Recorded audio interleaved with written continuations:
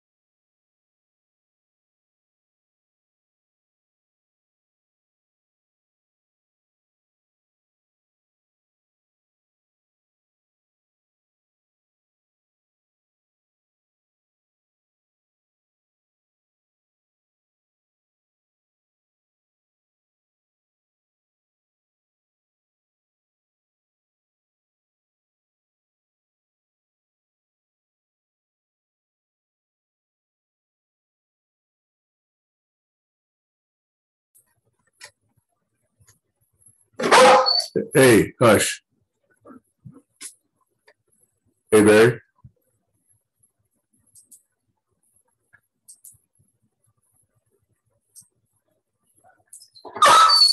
Hey, Helios, shut up.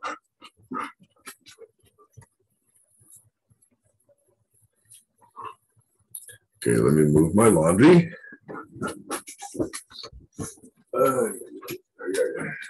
Here.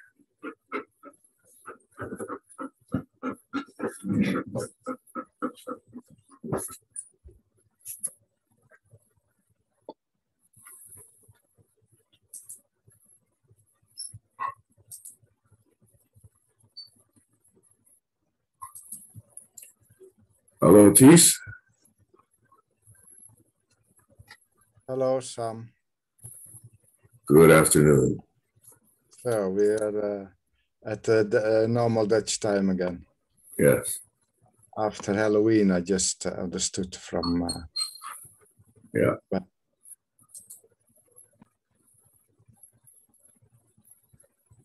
Brian's having problems. He was here earlier, and now he's rejoining. Barry, you're finally there. Do you have problems? Works now. Yeah. This is an issue that people have been reporting that. Heiner. Yeah, you're saying what issue? Basic features just don't work, and you disconnect and reconnect, and they start working again. Heiner, you're in the bus? Is COP still going on? You're on mute, Heiner. Sam, your audio is super loud.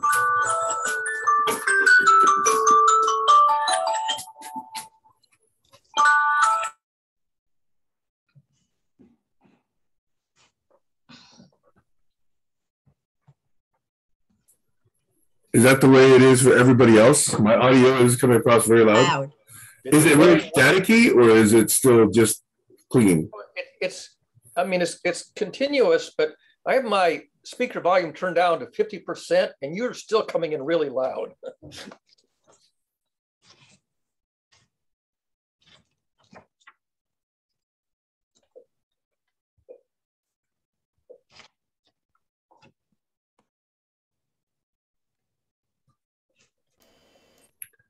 Okay, I set my microphone sensitivity down some. Is it any better? Yeah, that's fine. Do you want it down even more? Somebody else talks. That's good. Leave it. Now it's good? Okay. Yeah, it's about equal to Stacy, so that's good. Just don't raise your voice. Don't holla. Do. Triggering me automatically right now, so early. All right, here we go. So, Heiner, did you get a selfie with Greta? You're muted, Heiner. Unmute, Heiner. Well, I met her 3 years ago. We have people who were with her. I have other business. So that's a no. I think Heiner got a haircut. Heiner got a haircut. That's the latest news, right? Right. Yes, I had to try to behave a little bit with all this, how do you say, penguins. With all the what? Penguins. These are Penguins? these guys with white thing and Penguins. wearing a black suit. People who are And you have dressed, to see, Oh, penguins, like in a tuxedo. Got it. what we call Penguins. suits. and We you call them have, suits in the US. Got it. yes, you have to see how they're walking. Okay. Anyone want to check in? I have one topic to bring up today. We're all ears. Now let's do Well, some check-ins first. Well, actually I got it from Barry. So I don't know how to, Kayla's here. That thing that you put up about Boston and the MIT project with the algorithms that help all those voices come to the top. I thought that was really interesting and something that this group in particular would care about. Yeah, Deb Roy's work, fabulous stuff he does. In contrast to what Facebook does. Correct. But actually, you know what? It's in contrast to what happens in real life, whether we're in Facebook or not in Facebook.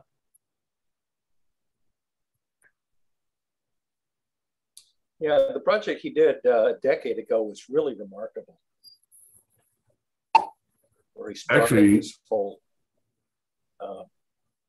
I wish I could find that link. I'm not easily finding that link right now. I'll find it. For you. Yeah, and I had put it in the in our chat. Okay. Gotta turn on.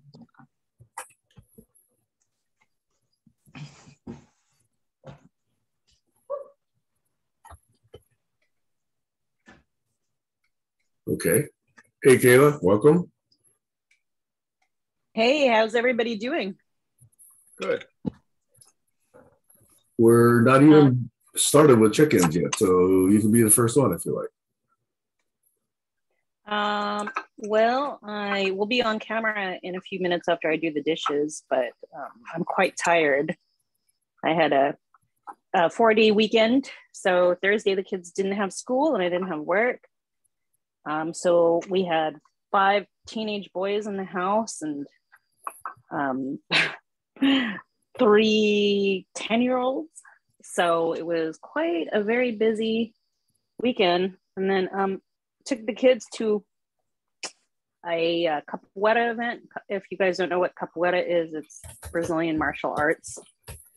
And then, geez, I mean, I feel like I've been awake since Thursday, but I got everything I wanted to do done. Did a 4-mile hike with a dog, another 3-mile hike another day. And I'm thinking about going backpacking again sometime next year. But yeah, I mean, how's everybody else doing? Good. Well, I check in next because I think my power will be down soon. We had 2 weeks, like 27, and we are, as a team, quite exhausted. I have some news with me, and even I have Jörg with me. He is the driver's, no, besides the driver. And we have been really doing the COP and doing the airspeed and doing various events in various pavilions and outside demonstrations. And I was really worn out many times.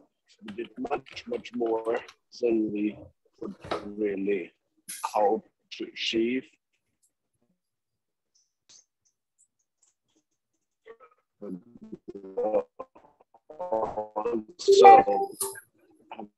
we had some really serious learnings. the negotiations are still going on. Everything like the official place. Hear me? Can you hear Oh, me? wow, there was not good for me. Hear you. Your picture froze, but I was able to hear you. Okay. Well, anyway, maybe after 2-3 weeks I recover.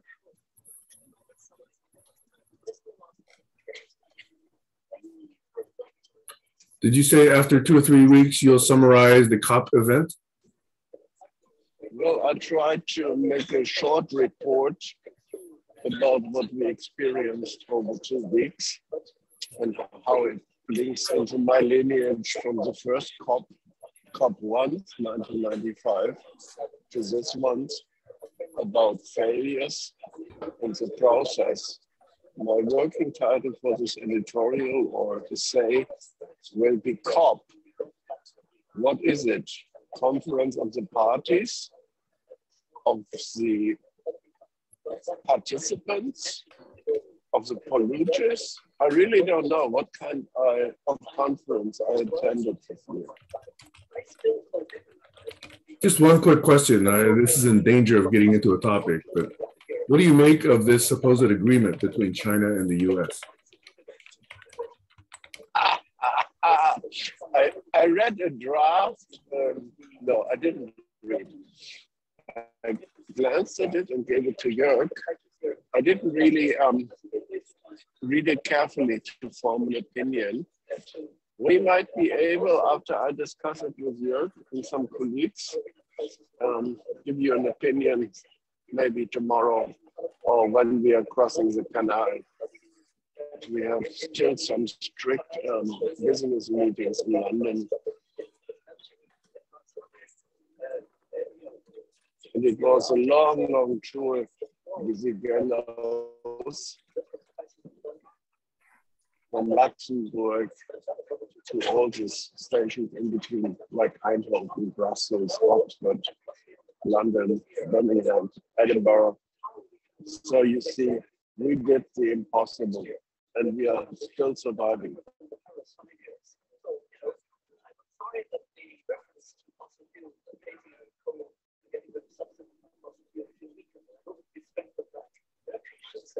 Thank you, Heiner. Anybody else want to check in?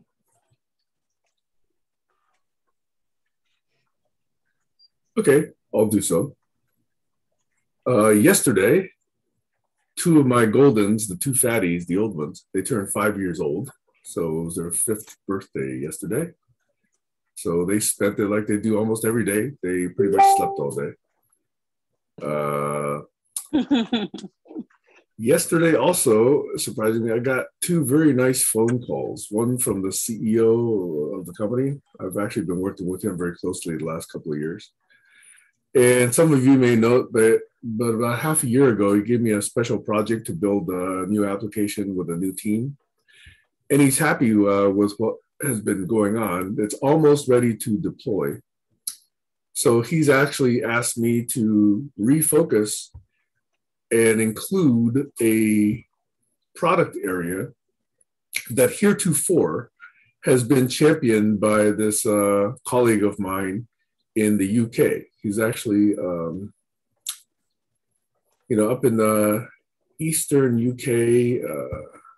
There's a very famous university there.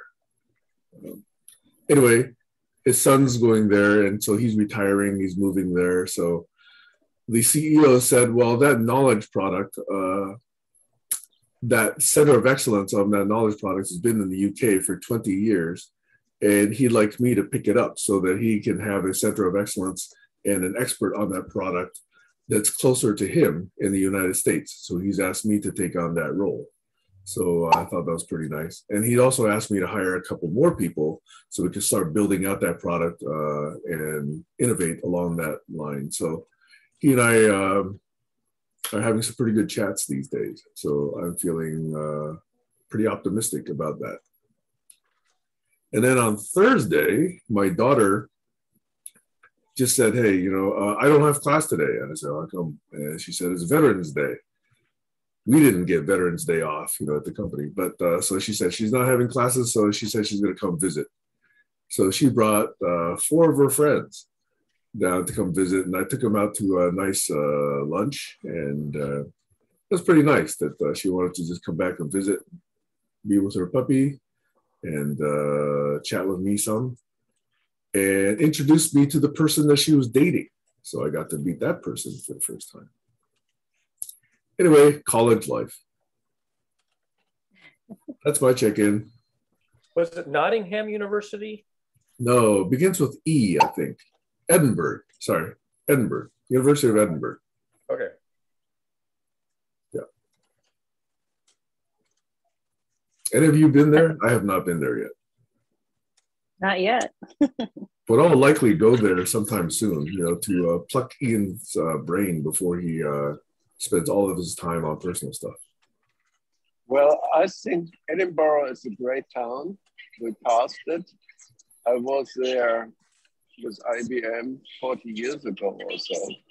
And especially for your task, bridging to cultural, multisensorial, or whatever issues, I think it is a great partner. And you're managing it, congrats. Oh, and one more personal update, Heiner, specifically for you and Barry, okay? I shampooed yesterday. Okay. I've been showing the kids the COP or whatever Heiner's actually been putting up. I've been stalking Heiner's page so I can show my son and his friends. Unfortunately, they're more interested in talking about girls these days, but luckily that seed has been planted in their brain. So thanks for spreading all the goodness, everybody. Yep. I just hope we could be the people that Heiner wishes we could be.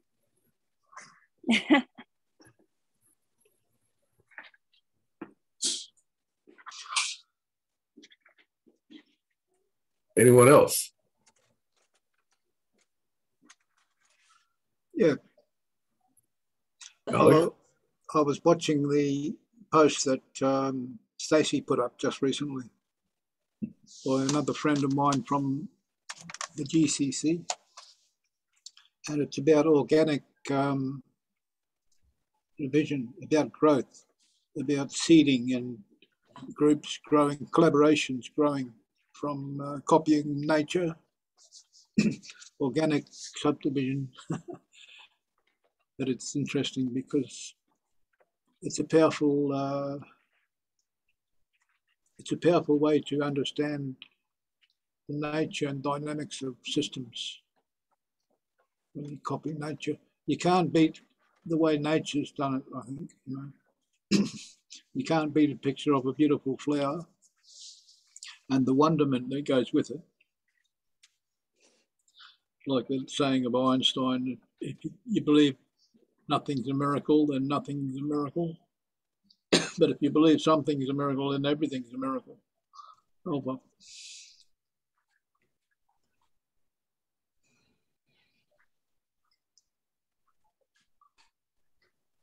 So what I was going to say is that one of the things that I've just been sitting with it because I'm not sure how to approach it, because sometimes when I want to bring something to light, it means I just want to bring it to light, that I'm not prepared to dive into it. So it makes me hesitant. But one of the things that's really been on my mind are all the projects that have sprouted out of Michael Josepowicz's Printernet. And I still haven't had enough time to get a handle on what all of those things are, so I spent a little time looking into it. I know, Sam, you're in that like private chat, and you probably spend as much time as me, which is not very much. But I think that if we collectively, or I'm hoping to find people that are interested in just to get a handle on what's actually going on, maybe there would be places where people would be able to plug in. So that's really been on my mind a lot.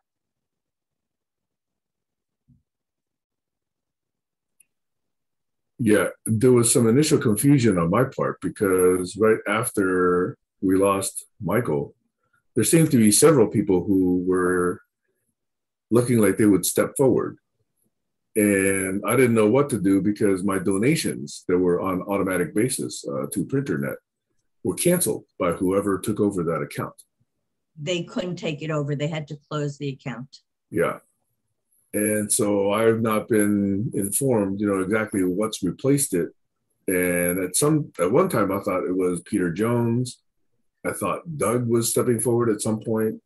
And then there was Jonas, and I've actually been talking to Jonas, I think. So I've been sending money to Jonas and, some of his people there. But I don't know from a broad perspective, how it's reshaping itself. It looks to me, from what I can tell, that Peter Jones is like project managing in a sense, but it also seems like a lot's happening in Thort space, which I don't know enough about.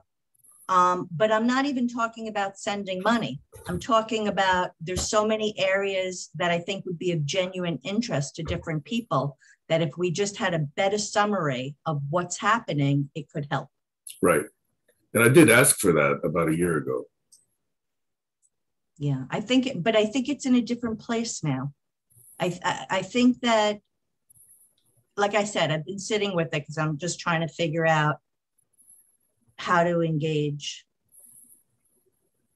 Okay. But I think that's important because there's a lot going on, and we're talking about actually wanting to do something, and being able to do in small ways is probably more important than doing it in large ways.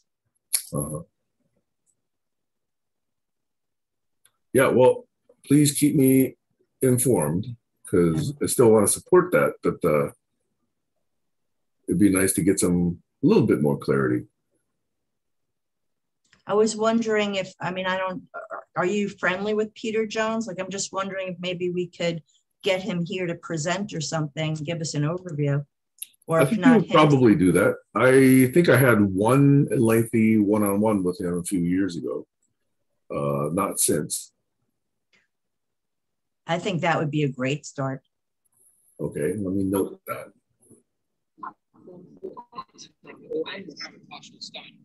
I know Peter Jones in various environments, and I have 3 Peter Jones, so I also had some confusion with them.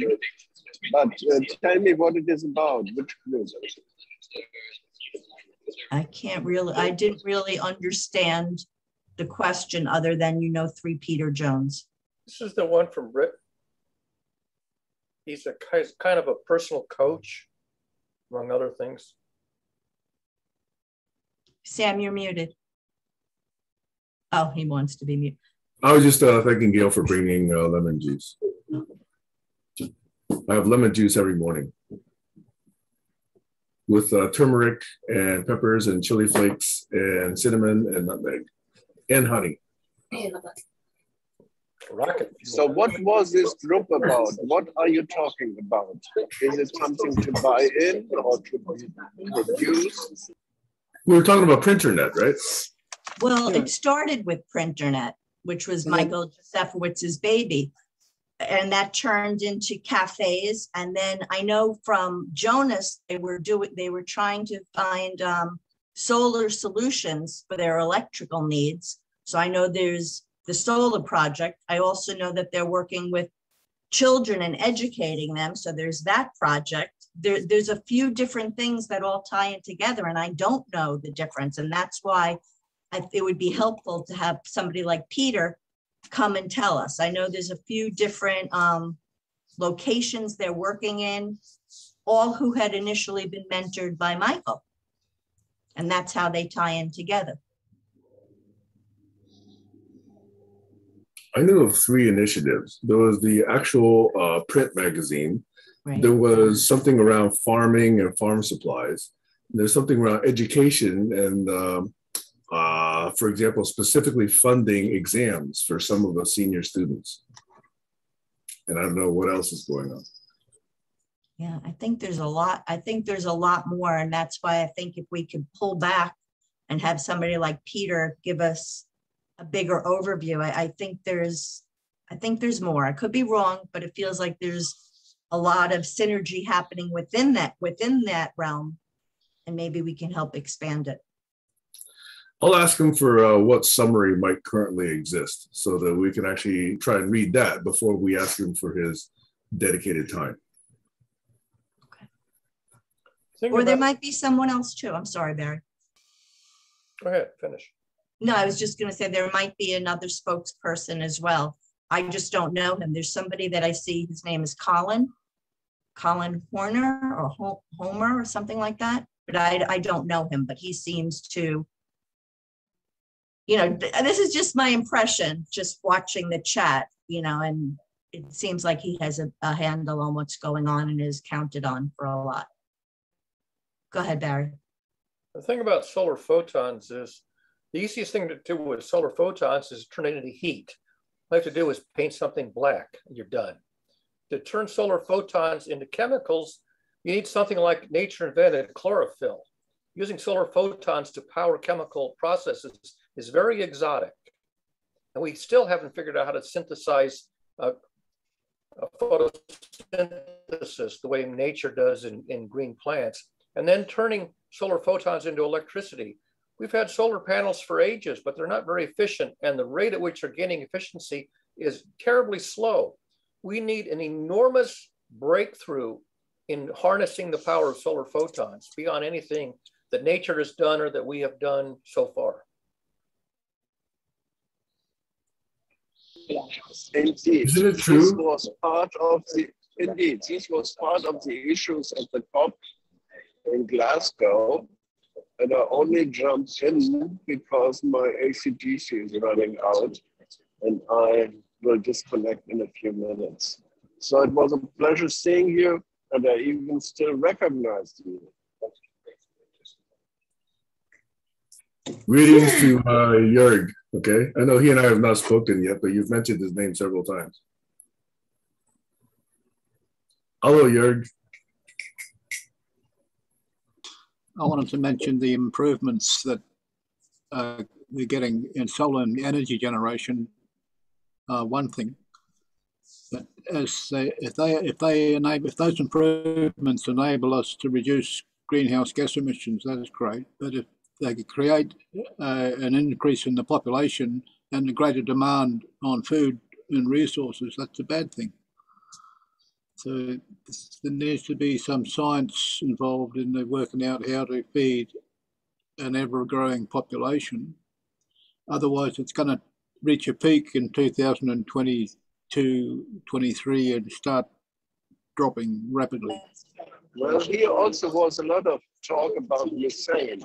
So we have a new pig to chase around the village.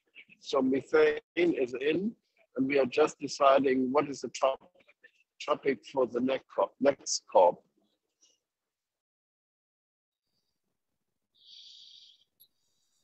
Well, this might already be an established topic for today, but let me at least introduce something that was on my mind that I know we've talked about on and off for about 4 years. But I'll present it in a new guise.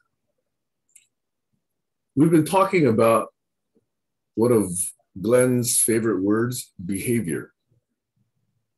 We've also been talking about how we conduct ourselves in GCC conversations. And initially, I tried taking a survey of how people want to conduct themselves, you know, and that's that 90-point, I will do this, I won't do that sort of spreadsheet that I collected several years ago. Well, recently, I've been working more on a facility called GitHub, which is now unfortunately owned by Microsoft, but it started as an open source platform for people to actually donate their own time and work. But it turns out now a recent phenomenon on GitHub is every project now has an explicit code of conduct. And this code of conduct is not identical across projects. It's basically customized across projects. And some of it came about because, you know, either Some people were bullying, or some people were dismissing, or some people were not listening, or whatever. So even open source projects felt like they needed this code of conduct in order to keep themselves productive and focused and on course. So I thought it would be interesting for us to consider a code of conduct here within GCC. As always, I think minimalist, because I just like, the fewer rules, the better, but enough to be effective, enough to be useful. So let me just for a few seconds here share my screen, because I was just kind of drafting a few potential rules of engagement or a code of conduct behaviors that I would like to bring to discussion so that perhaps we could elaborate them and maybe adopt them. So can you see my screen, the thing that says code of conduct, et cetera, et cetera? Yes. Okay. Yes. So let's just briefly go through this and then stop screen sharing. In no significant order, these are just a stream of consciousness. I was just trying to write down what might be useful. I said, I will try to understand what the topic of conversation is at any given moment and try to support discussion of that topic without undue distractions. The second one is mostly redundant. I was just trying to figure out how to say it. I will, to the best of my ability, maintain focus on the topic at hand rather than digressing or distracting the conversation irresponsibly. I will listen before I speak. When I speak, I will have thought about the point I want to make. I will make that point, and then I will stop talking. I will raise my hand via Zoom to indicate I have a point or contribution to share. I will listen, allow the previous speaker's message to settle before I fill the silence with my own voice. I will attempt to be sensitive to my own triggers and how they either distract me from the conversation or whether I'm able to manage them and allow the conversation to proceed. If I need assistance managing my triggers, I will ask a close friend to assist me. If I notice someone triggered by something in the conversation, I will check in with that person to ensure that they can manage, or whether I can assist that person offline or later. I will take notes to the best of my ability so that I can understand the flow of the conversation and when and where that focus shifts so I can follow the flow of conversation. I will be respectful. I will be mindful of my language, no bullying. I will be considerate. I will be open-minded, and we will have zero tolerance for abuse, harassment, or discrimination. These are just thoughts in process. Obviously, there are probably whole categories of things omitted by this particular list. So I'm going to stop sharing now, but I just thought, perhaps we might want to consider a code of conduct. The briefer, the better. So I just wanted to bring up that particular topic because, and by the way, if you like, I could show you thousands of codes of conduct. They're scattered all over GitHub. There are many examples to learn from. So Heiner, you have your hand up.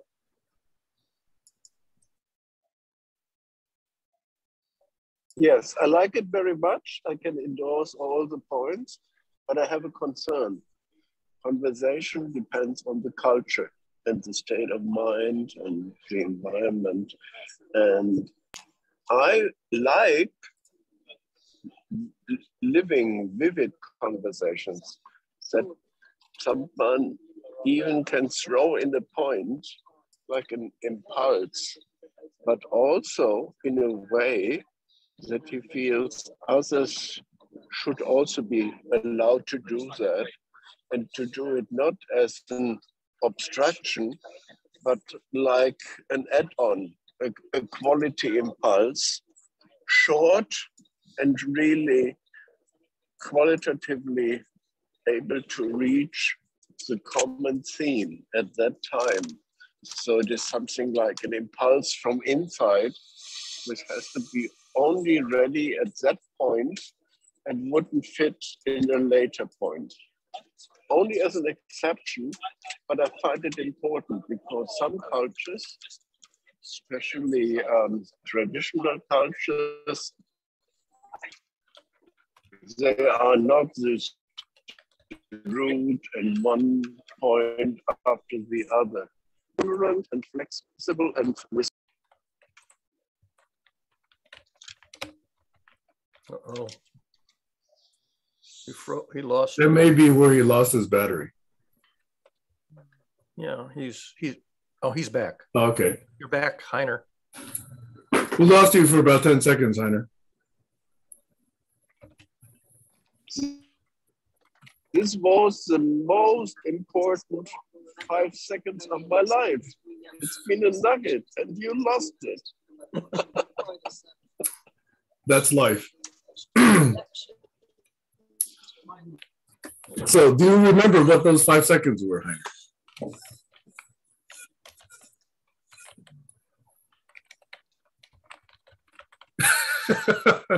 Try and recreate that, okay? It sounds very important.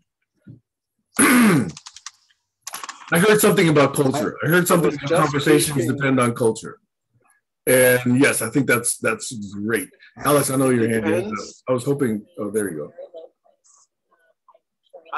I mentioned to really be respectful and mindful and tolerant at the same time.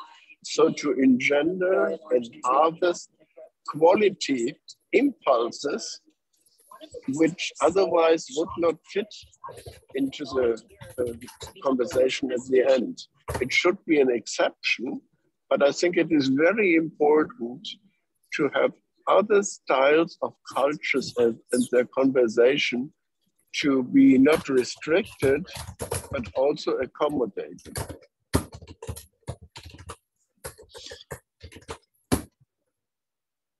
Alex, you've got your hand up, and then I've got a question. Yes, yeah. And then Barry, I've got a comment about opening the door and being accommodating and allowing other cultures free reign without the help of the guidelines. That's not a good idea, because some cultures have vastly different values, and if we want to be respectful of everyone in the group's agreement to follow the guidelines, then these other cultures will also need to be in line with that agreement. Otherwise, you'll get chaotic, a lot of chaotic upsetting of the apple cart and triggering going on. Over. Barry. Yeah, that last one I think is far and away the most problematic one, because while we want to be accommodating and tolerant, not tolerating abuse requires a very delicate dimension. I don't think it's very good at it. You need some kind of an operational protocol, a diplomatic protocol, a peacemaking protocol, a conflict resolution protocol to appropriately intervene to tone down and dial down abuse. And I, for one, have been looking to find and manifest that protocol for at least 3 decades. And I'm just barely aware of the difficulty of doing it. So I think that's the frontier that any group has to learn how to do. Zen, welcome. I know you and I have met once, probably, maybe more before, but I believe this might be the first time you're on a Saturday. Just a brief context setting. We did our check-ins, half of us checked in. Heiner, by the way, is fresh from COP26. So we had some reflections from Heiner on what happened there. I think he's attended all 26 of them, by the way. And then recently, just in the last 3 or 4 minutes, I brought up the notion of a code of conduct that many groups do attempt to establish for themselves in order to understand what kind of a culture, what kind of a conversation space, or what kind of a collaboration space they're creating for themselves. And so I just went through maybe a dozen or so points that are possibilities for inclusion in a GCC code of conduct. And then there was some elaboration on that from Heiner regarding cultures, from Alex regarding values, and from Barry regarding difficulty of trying to establish, a safe place that prevents abuse in multiple different past attempts. And that actually, is one reason, by the way. Let me go back to one of the first things I said early on in GCC, which was countering another point that someone else had made about we are all inclusive, everyone is welcome here, every voice is is to be heard. And my counter to that is yes, but it must be done carefully, because if not done carefully, the wolves drive out the lambs, the Nazis drive out the Jews, you know, the typical bullies will drive out, you know, the more, say, gracious of us. So until we have some sort of a code of conduct or / rules of engagement, it may not be safe for sheep. It may not be safe for Jews. It may not be safe for Republicans, even in a place like this. So sure. I do think that some form of this, I think, is about time. The other thing I'll say for you, Zen, is we've taken 4 years to come at an appreciation of two things. Focus. It turns out for 4 years, we've been trying to understand what it means when we do not have focus, and therefore come to an appreciation of focus. So that appreciation of focus is now leading to this, in my mind, is leading to this discussion of codes of conduct. So that's what context is. Hey, Maxwell. So welcome, Zen. If you'd like to say a few introductory words for those who have not met you, you're welcome to. Great. I'm Zen Benefiel. Like you said, Sam, we've been connected for several years and maybe had 1 or 2 interactions. I've had interactions with Barry and Heiner, and actually he was part of Fleming Funch's group, I believe, for a bit, and may still be. So it's great to see you in person again, and as well as you, Barry. And a couple of things I'd like to say regarding what I consider to be a code of ethics. As part of what I do as a partnering facilitator is I set up a code of ethics for the group to adhere to, that they each agree that they submit what these behaviors are going to be and the adherence to them, which is included in the session work that I do. Is building road and bridge construction projects, multi-million-dollar level.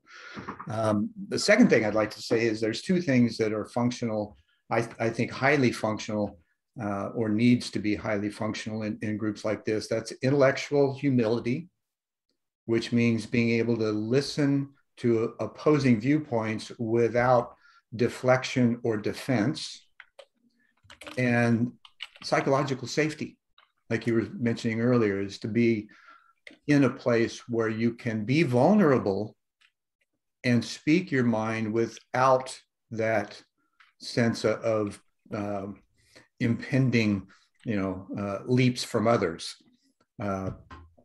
which I find it is really important in this whole thing of being vulnerable is what's happening amongst not just this group, I'm sure, but others that I'm working with, and feeling safe in that place of vulnerability.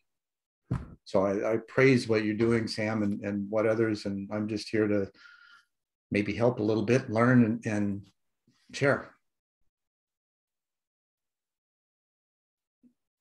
You're muted. Sam, you're muted. Okay. So I'm curious then, what brought you here today? I mean, I have to explain. I have to explain. I gave Please do, Zen. Link. I gave the link to Zen. That's why he's here now. Yeah, So we were talking about it earlier, and I had seen your meetings and had been intending, but I've got a few things that I'm busy with. My wife's got a recital for 24 piano students later today, so I'm sure I could get to the meeting. But I thought it was worth my time to at least pop in for a little bit, show support. Thank you. Thanks, Dis. Thanks for joining us. Thanks for joining. Welcome. I remember, I forget whether it's your partner or your wife, met her also in Fleming's conversations as well. Yeah. Forget her name. Was it Luba? Yeah. Luba. It actually means love in Russian, which is where she's from, St. Petersburg. Awesome. Okay. Hey, one thing I forgot to say in the context setting, Zen, is that I mentioned there were 2 things that I at least have gravitated towards in the last 4 years of GCC conversation. The first point was focus. The second point for me is actually truth. I find that the notion of truth has been diluted very much in modern culture in a lot of different contexts. And this is where I get kind of controversial with regard to a lot of more, let's say, modern light worker community, is that I think sometimes they use the word truth in a sloppy way. They really mean my subjective experience. And so I'm trying to restore a respect for truth that does not lead us to this slippery slope, in my opinion, of multiple different truths, which leads to alternative facts, which leads to mind warping, which leads to propagandizing. Right. So I think, once you lose a notion of what truth means, all of those things could potentially be very dangerous and damaging.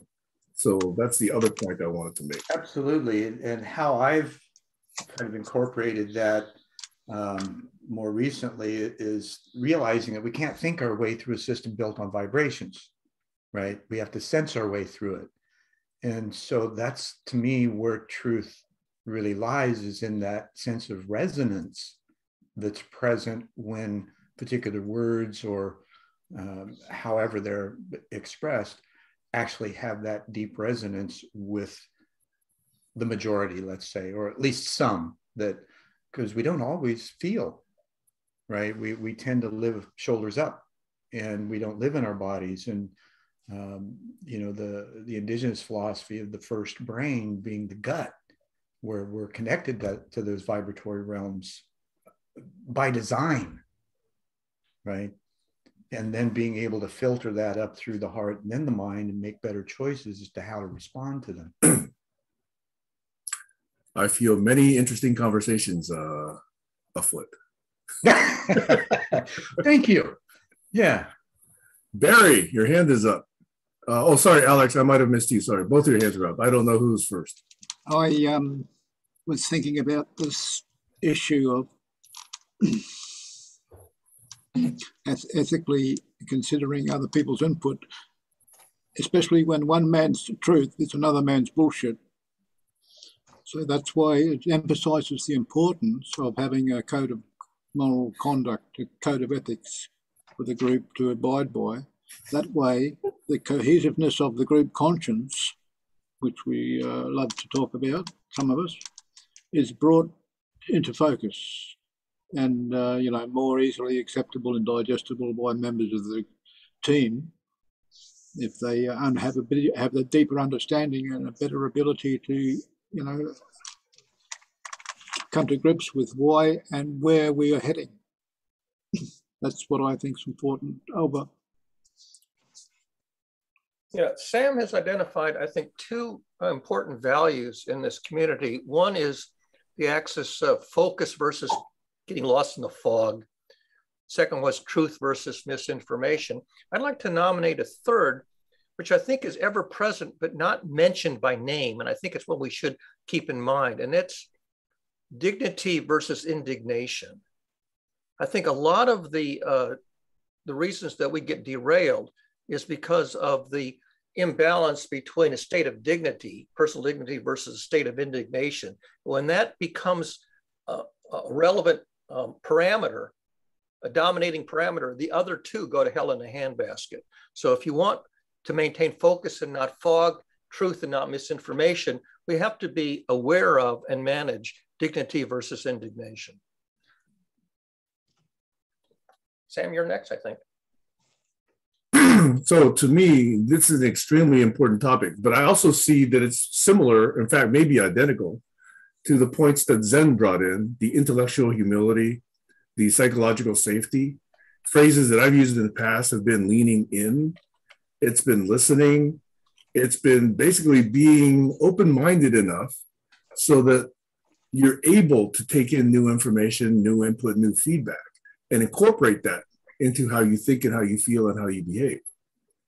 And if you're not open to that, then you're already, in your own dogma. You're not open. You're probably arrogant at that time. instead of being intellectually humble. So I do think all of that, is in the mix. And if we want to raise it to that level, great. Maybe now we've got 3 points now that we can say we've arrived at in the last 4 years. Over. Zen. You mentioned focus. It's imperative. And what has come to me in a way that I express it is the focus of attention, intention, and consequent interaction. And with those three, it seems like everything has this triune fractal in it, right, for some reason. And that those three elements are what maybe provides the three legs of the stool that makes it stable. So where we focus our attention, intention, and interaction is and the awareness of that fits into that code of ethics too. Does that make sense? Yep. Okay. Go ahead, Sam. Something I found funny. Oh, sorry, Sam, you're first. Thanks, Alex. I want to map that into another model, which maybe is not as beautiful because it has 4 components. But it's one that says our thinking, among other things, affects how we feel. Okay? And typically the way we act is not purely based on how we think. It's largely based on how we feel. And we don't consciously recognize or acknowledge that. So if our thinking affects how we feel, which in great part affects how we act, then naturally how we act affects what's around us. It has consequences, it has impacts, it has side effects, which again then generates new information from the world, which should come in, if we're perceptive, and modify how we think and how we feel yet again. So there's a cycle of thinking, feeling, acting, results and consequences, and this is always going on. So this is a very simple model. I'm sure we could elaborate on this model or even simplify this model. But in many people, this feeling component is way stronger than the thinking component. And we all know there are constituencies of society where that's true today. So I just wanted to say, yes, it's the attention. It is an intention, which unfortunately, when it comes to feelings, may be unconscious or at least unstated, which then has the consequent interactions, with the real world and others. And, so there are many legs, I think, that potentially then make this thing wobble as opposed to make it really stable. Or it takes a lot more care to really make it stable is kind of a point. Over. Discipline.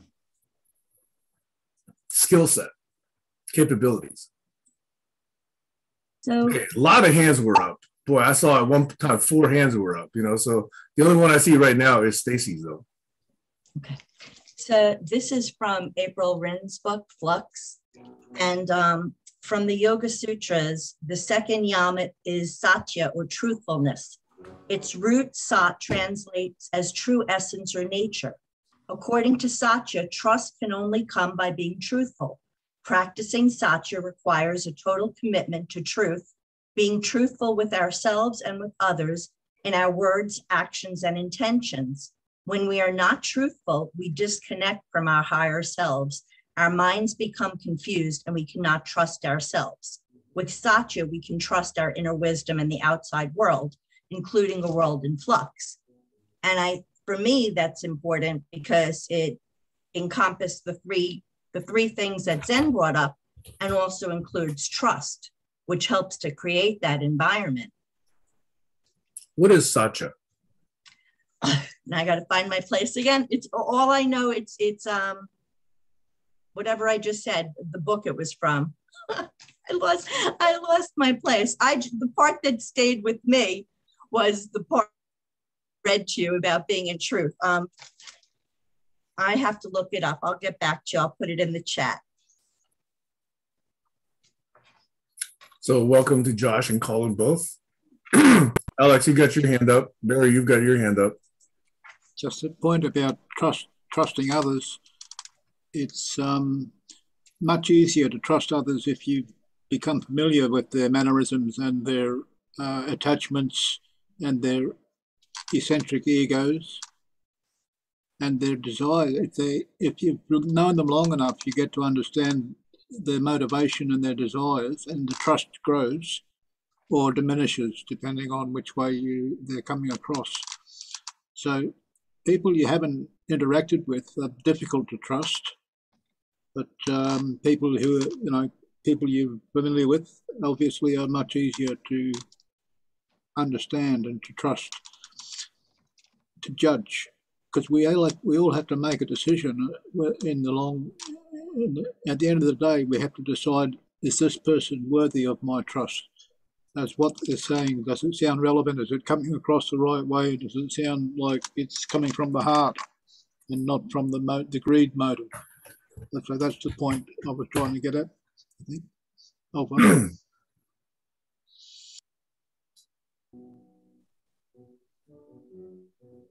Barry, you and I both have our hands up. You want to go first? I wanted to say that in between thinking and feeling, there's something that I call beliefs. And in science, we want our beliefs to be accurate. But often our beliefs are misconceptions because they haven't been tested for accuracy. And we haven't discarded erroneous beliefs. And so this thing about trust is, if somebody articulates a belief, they're not lying.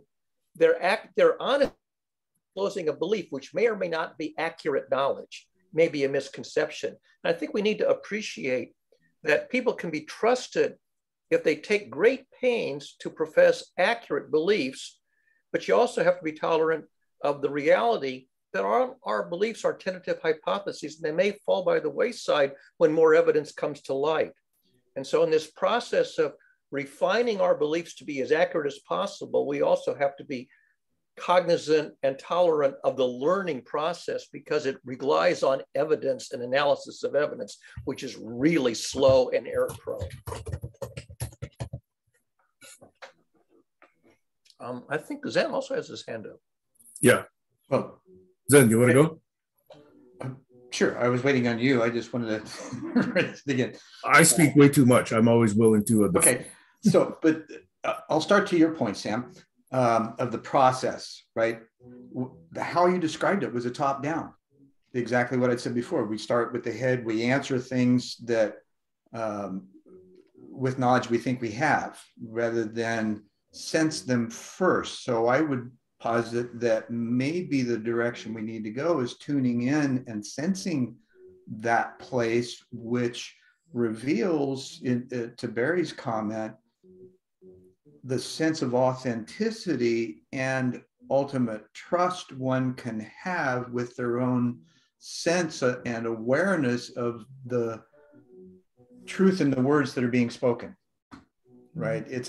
And my comment earlier was, this is a discipline that takes, for me, it took a lot of work to really flip how I was perceiving things and to kind of acquiesce to what Rilke says of, you ask the question, then you just live with it. You don't try to answer it,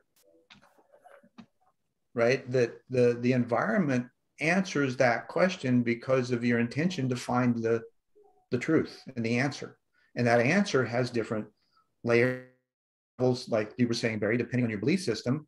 And sometimes when that belief system gets either truncated or exploded, right, because it's no longer valid, then there's that deeper sense of, okay, I'm getting it, right? And then the questions come of okay, what am I sensing here? What are these feelings? How do I interpret these feelings based on what I'm perceiving, what my beliefs are, what my process has been, and what maybe I want my process to be, in order to be able to find that place of essentially harmony with self, others, and earth that we're really all striving to be in, right?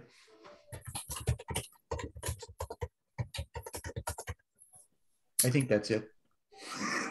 Rich fodder. May I? Yeah, absolutely. Yeah, okay. I'd like to make about maybe 3 points. One having to do with Alex and trust. But I'll start first with this last one that you mentioned here. See, I think whatever impinges on us, whether it's through our skin, our ears, our nose, our eyes, whatever, there's signals, there's information. It's basically the universe talking to us, speaking to us. And if you want to use that word, it's God, okay, talking to us, if you want to use that word. Or the unified field, maybe. Right. So whatever we're sensing is based on our sensitivity to those signals.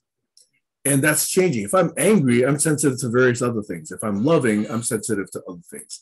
If I'm actually in flow, you know, with some aspect of my music or, you know, art or something, I'm sensitive to other signals, right? So those signals come and go, and my receptivity to those things is dynamic. So to me, the information we get attenuates our antenna. We have antenna that's sensitive to all of these different signals. And in particular, not just any old information, but questions themselves are very, very powerful in adjusting our antenna. If you ask me a question about nature, now my antenna senses around nature might get more sensitive. It might become more aware because now I'm looking at the leaves and the trees and the grass outside. If somebody's asking about dogs, now I've got, you know, dogs here. Oh, wait. Here, I've got a cat here. This is, okay. So anyway, I'm saying that our receptivity is adjusted, and definitely I use that word specifically, attenuated by the signals that we're getting. And so when someone asks a question and then I sit with it, I'm not just sitting doing nothing. My antenna, that sensitivity is heightened in that particular domain. And so it's going to collect those signals for me. And that's what I think, in my mind, is a model that assists my exploration of that particular question. Now, that may be a model that other people may not ascribe to, but I can map it in that way to how my body works and how my understanding of the way I process information. So that was, basically a leading into your statement and trying to, further it along that particular domain. The second point I wanted to make, Alex, was this notion you brought up about trust. In other words, this trust thing is kind of interesting. I've often said that trust, blanket trust, is irresponsible. And I know those are pokey words, okay? So I say, I trust Barry to listen carefully and call me out when I'm actually, logically fallacious and contradictory. I trust my daughter to make dinner. I do not trust my daughter to fly a 747.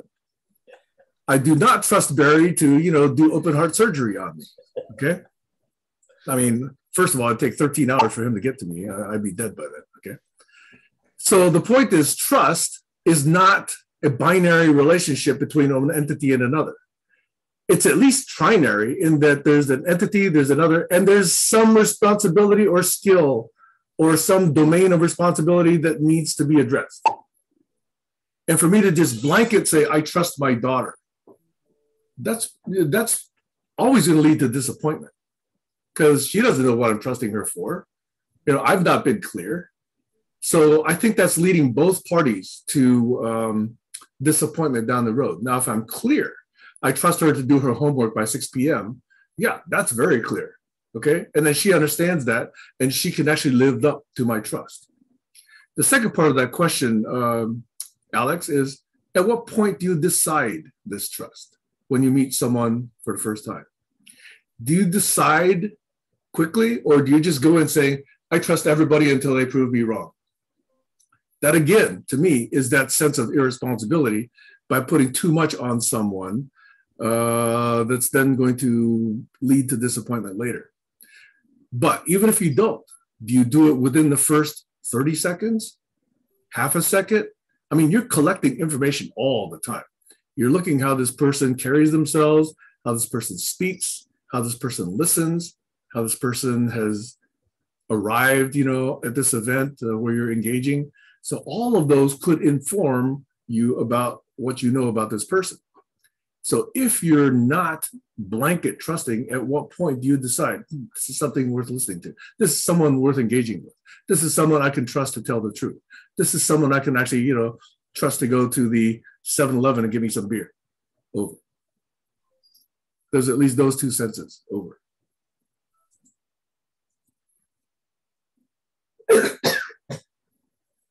Barry, Zen, you had your hand up?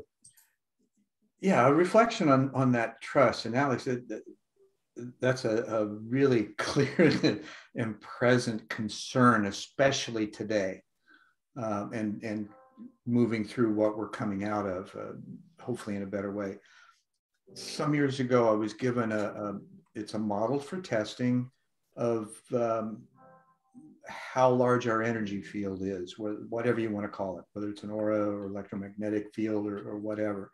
But the process used dowsing rods, and it showed over time, even through me and tests that I was able to do, it demonstrated that the past and present energy, if we're caught in that, which is usually where those hidden agendas or the untrusting places are, it's much smaller.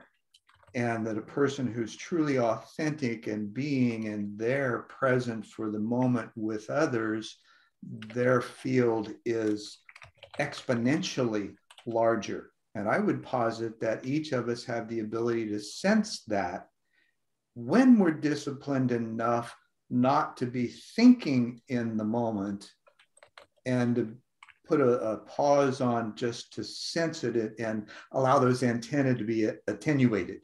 Like you were saying, Sam, I totally agree with that. We all have those things going on. We just don't always recognize that they do until we find that place of quietness that's able to perceive them, in my opinion.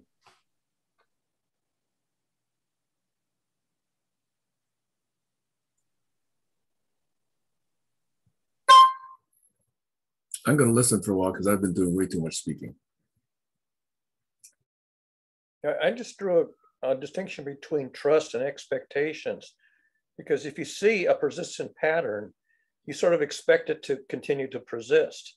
Mm-hmm. And so you'll trust people to do the same thing that they've done in the past, even though you consider it undesirable or suboptimal.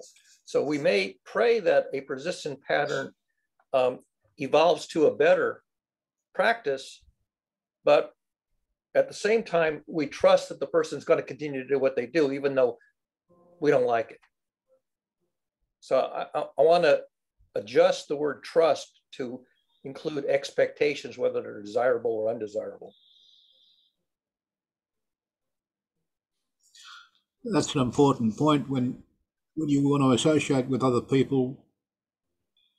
If it's a group of people with similar interests, then it's desirable. You'll make way for some of the members of that group that you don't trust. You'll allow for that.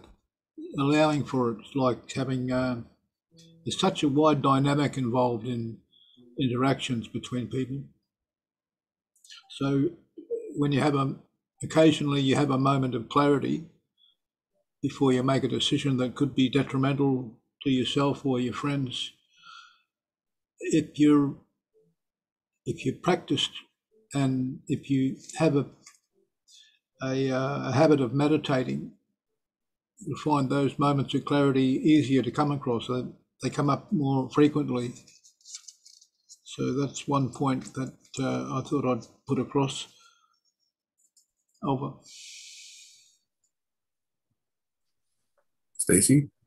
To go back, and then to go back to what Barry was saying about trust, I think what ties in there is how much we trust ourselves and our own, to go to what Zen was saying, our own center and being able to read the energy we're getting. Like, for example, a lot of women stay, or a lot of people stay in relationships that they know are wrong. Inside they know, but they're not trusting themselves. So, trust, there's a lot of elements to trust. Exactly.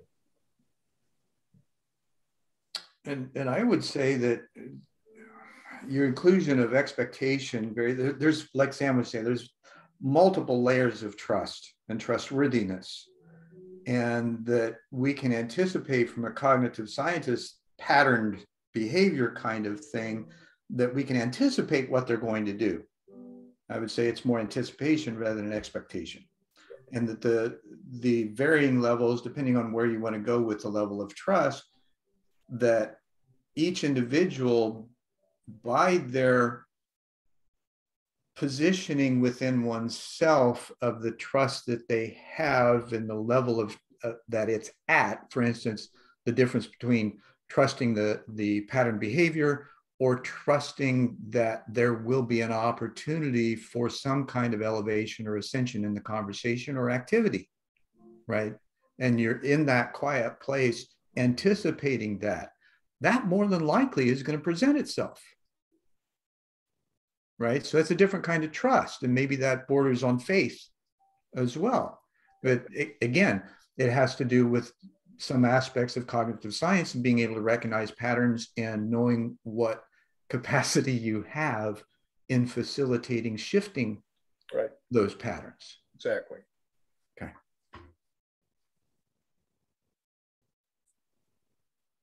Stacy, Josh, Colin, you guys have been relatively quiet. Tease, any feedback on this?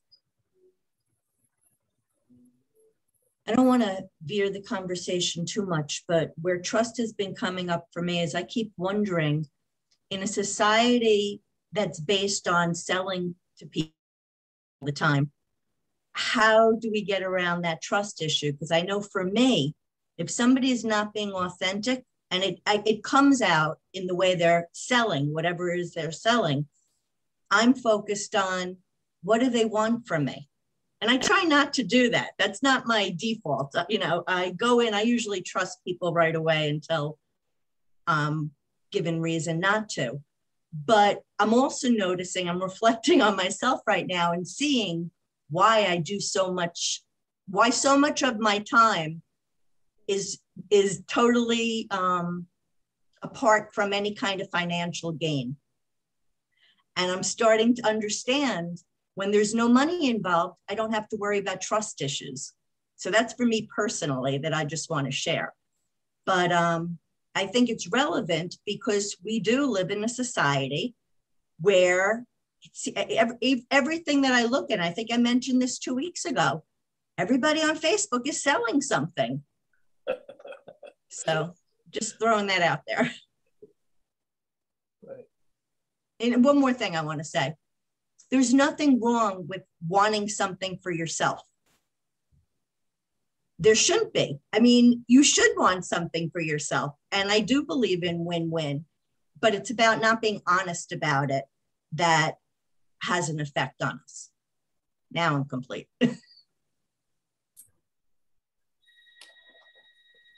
Let me just mention one small aspect of that, which will be a mini rant, okay? Many organizations set themselves up in this capitalist society that we have with these organizations called sales, right? Their purpose is to get revenue for the company. And I thought, you know, it's so company-centric to call it sales.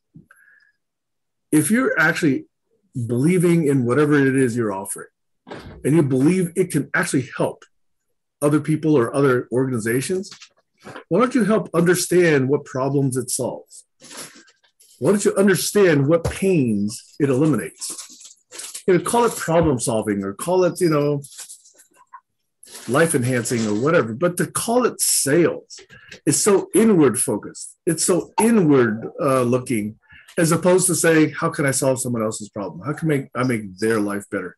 And just by naming that organization sales is such a company-centric view. It's not looking at what you could be doing for others. That I just think that's it's so telling. It's so revealing about how we think about these processes. Over. Totally agree. And what came to mind was a transactional analysis, right? Where we're actually, you know, going deeper in why we're doing things and how it works. And and the notion that we can, because of where we're at right now, and the obvious that I think is at least obvious to most people now is the profit over people and planet motives that corporations have, and that we're in process of shifting that to people and planet over profit. Doesn't necessarily do away with profit, because that's still necessary in order for us to do things, right? And that may evolve out at some point as well.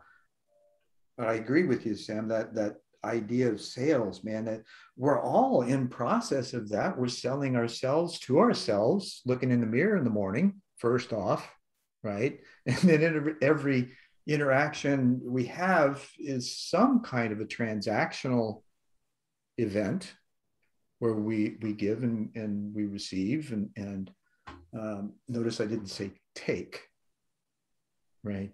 That's one of the objectives that I think it coming forward with the authenticity and the integrity and the code of ethics and the working together, that brings us to a new living awareness with each other, where we're having better ways of not just articulating, but understanding the deeper significance of the words that we use.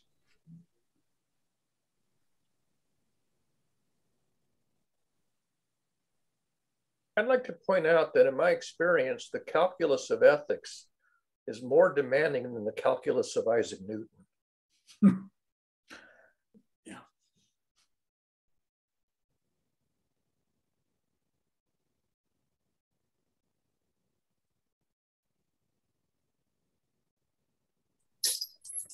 Okay, now you're just being a tease, Barry.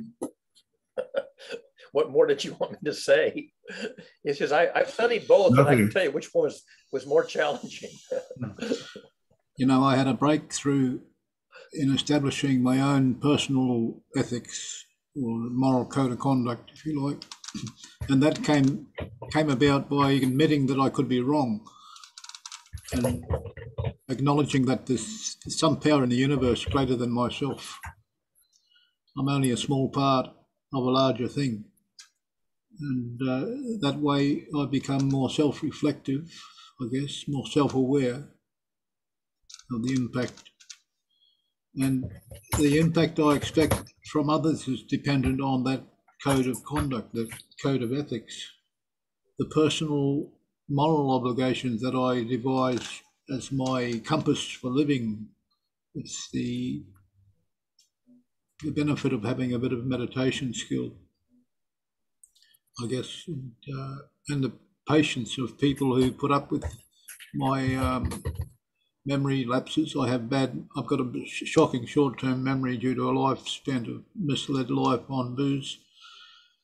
But getting over that slowly with the right food. I got a hint from some of the Eastern medicine people about turmeric and other spices that are beneficial in your diet. That's why I eat a lot more curry these days. Over.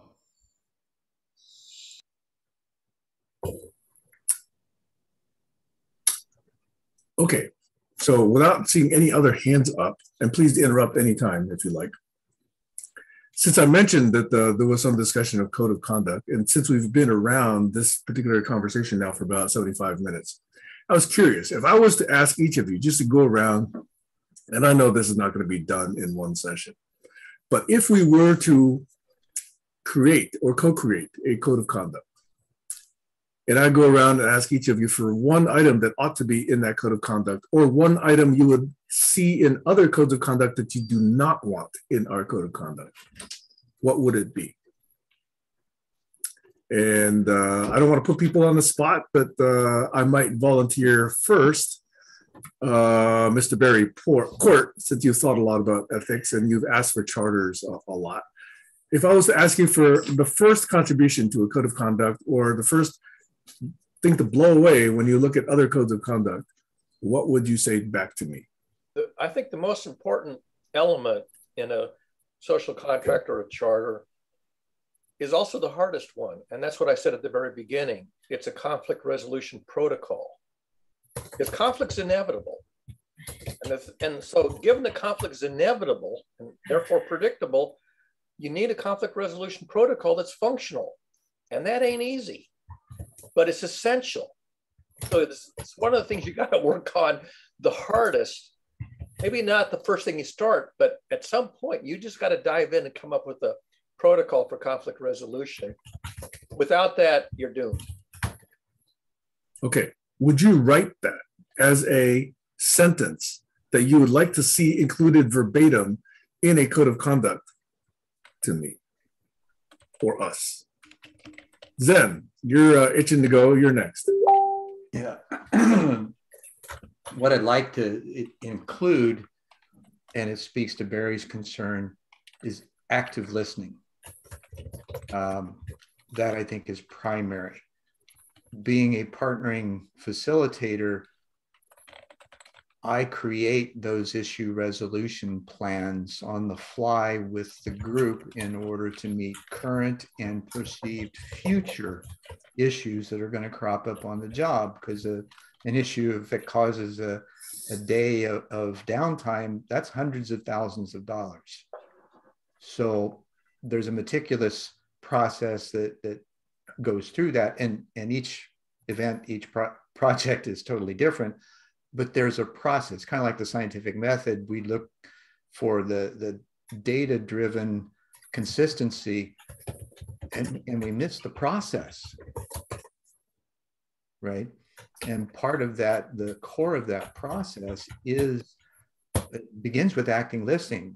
We have different dictionaries that we show up to the table with, and those dictionaries have different words that we have connotate and are triggers or whatever that we need to have an understanding of before we even address that situation, right? We need to understand where the other person is at, which is what the active listening process does, in my opinion. Thank you. Well, excellent.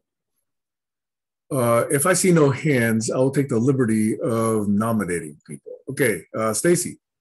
I put mine in the chat. It's it's part of the 4 agreements. It's be impeccable with your word, but I added say what you mean what you say, but don't say it mean.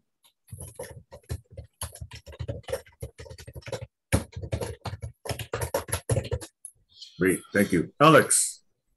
I was hoping if we could, as a unified group, come to an agreement about a code of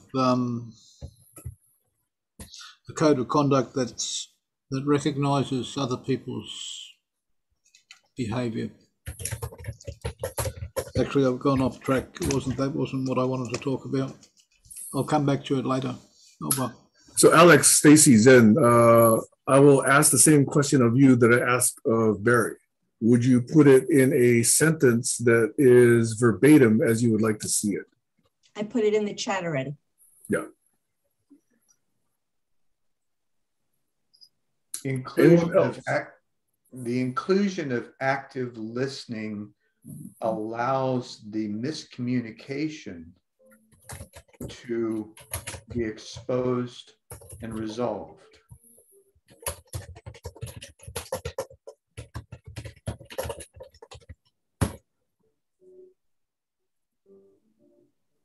That's an adjunct to your first point or a second point? As far as the active listening? Yes. That would be the sentence, I suppose. Okay, all right, thank you. Alice, you had something else? Yes, the 4 agreements is great. If it can be combined into something that the group uses as a code, as an understanding, a universal understanding between all the members present, because otherwise it's just something you read and think, oh, that's nice. If it's not an agreement, then it's not really applicable. It's something that you can think about, but applying it to the group means using it as a constructive tool and actually making it work. Over. Interesting. I think that one of the points that is it Miguel makes initially is it's an agreement to yourself. Yeah. Also, there's 5 of them now. Yeah. I don't want to take you in a different direction, but I just want to go to the active listening part for a minute, because I think that, you know, since we're all on these calls, it gets harder the more people there are. So I'm always like, I'm trying to figure out when I'm listening and I realize, and we're in a big group, and I realize that there may be a miscommunication. It's always hard for me to know, when do I jump in, because I don't want to interrupt, and say, do you mean that blah, blah, blah, blah, blah. So it's, you know, so much, again, because of the nature of these calls and having so many participants, how do we deal with that more effectively is an important question, I think. And I don't have an answer. Thanks, Stacy. Hey, Kayla, can I put you on the spot? You've been in GCC. You also have 8, 10 to 13-year-olds. What code of conduct might you actually come up with that applies to both? Well, if we're in a group just chatting, I would kind of go to what Zen was saying about active listening. I think that's really important because people tend to want to just kind of pile on top of each other, their opinions. And oftentimes, you know, somebody else has probably said it for them. And then oftentimes there are other people who would like to say something, but don't have the opportunity to say. So listening would probably give them a better opportunity to contribute to the conversation. Okay, I'll come up with one. I think the conflict resolution protocol that Barry mentioned to me is crucial. And in order to actually do that, as well as the active listening, there's got to be some substrate of sense making, some common shared elements. It's a language, it's a glossary, it's a dictionary, it's a set of words.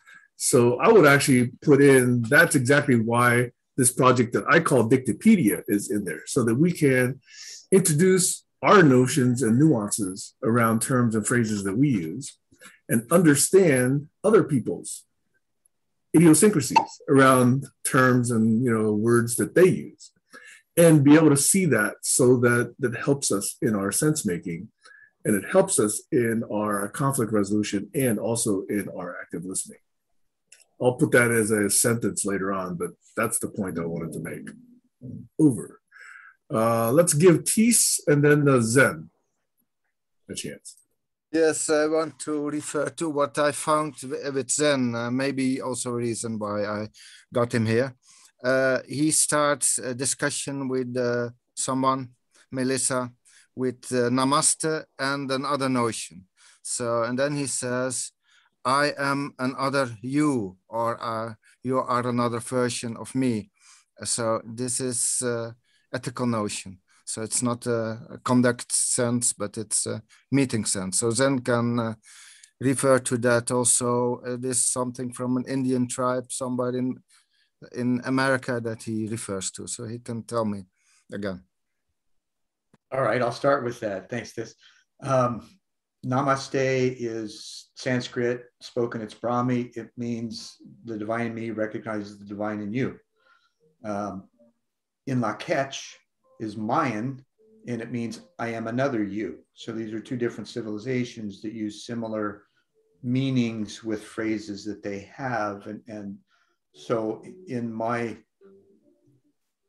conversations with others, when I meet people, that's the place that I be from. Again, it's a discipline that's developed over the years because it's not an easy place to go to. And the effect of having that notion, like you were talking about, Sam, is it takes time, right? And most of us feel under pressure. And Freddie doesn't have a line on that one, right? I'm speaking of Freddie Mercury. So the feeling and the sense of having to move things forward is often a deterrent for doing so effectively, right? Because the notion that I've heard in organizational development circles now is you got to slow down to go fast. And the aspect of that slowing down is incorporating the active listening, incorporating the conflict resolution scenarios that, okay, when something comes up, and even maybe speaking to your point, Tammy, is that, where'd she go? Oh, there you are. I'm sorry, Stacy. I don't know why I said Tammy. Names. Is that in order to have that process in place, there has to be some kind of code of ethics that either you raise a hand or there's something, or you put something in the chat box, which not everybody pays attention to, that allows that moment of reflection to allow because if one person has a question, generally many do. And the opportunity to have that discussion for clarification purposes, so it gets everybody back on the same page. This is kind of, it goes back to the partnering workshops I facilitate, and what that's taught me over the 20 years I've been doing it, is that you got to go slow sometimes, and you got to give people the opportunity to express themselves. And if there's questions about that expression, those questions need to be heard so that there can be a true, for lack of a better, unification of understanding as to what's being put on the table, or possibly even what the core of a real issue might be, whether it's a personality or a constriction in the contract or specifications, or something, because again, there's many levels of that as well. The importance is to give it the time necessary. And I found one reference. This was written back in 1964. It was published. It was a guy that he was Canada's UFO investigator, funded by the Ministry of Transportation. His conversation with others, what they had said to him, that time is a measurement of the change of entropy to them. And that made me really just kind of sit back and go, wow.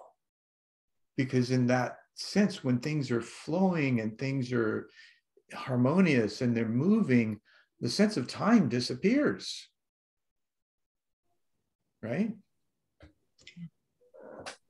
So that may be something that can be offered more attention. Has anybody read, I think Even Hitchhikers Get the Blues? I believe it was that book. I think it was Tom Wolfe, where that notion of time was introduced. That's where I first came across it. It's also a connection back to another theme that I sometimes make, which is that back when the US Constitution was written, the pursuit of happiness was not capitalist consumption happiness. It was the pursuit of happenings, things that are happening around you. Your ability to participate in your community is one sense of what that pursuit of happiness was referring to. I've learned this from an esteemed colleague of mine, Dr. Douglas Carmichael. So if that's incorrect, it's on me. But if it's correct, credit him. Good.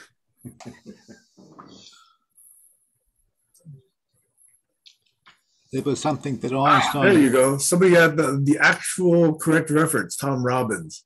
Even cowgirl get the blues. That's correct. That's right. That's right. Sorry, I was wrong in that one.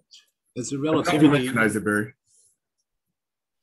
Yeah, Einstein mentioned the relativity aspect of time by describing the sensation of sitting on a pin compared to admiring a beautiful girl.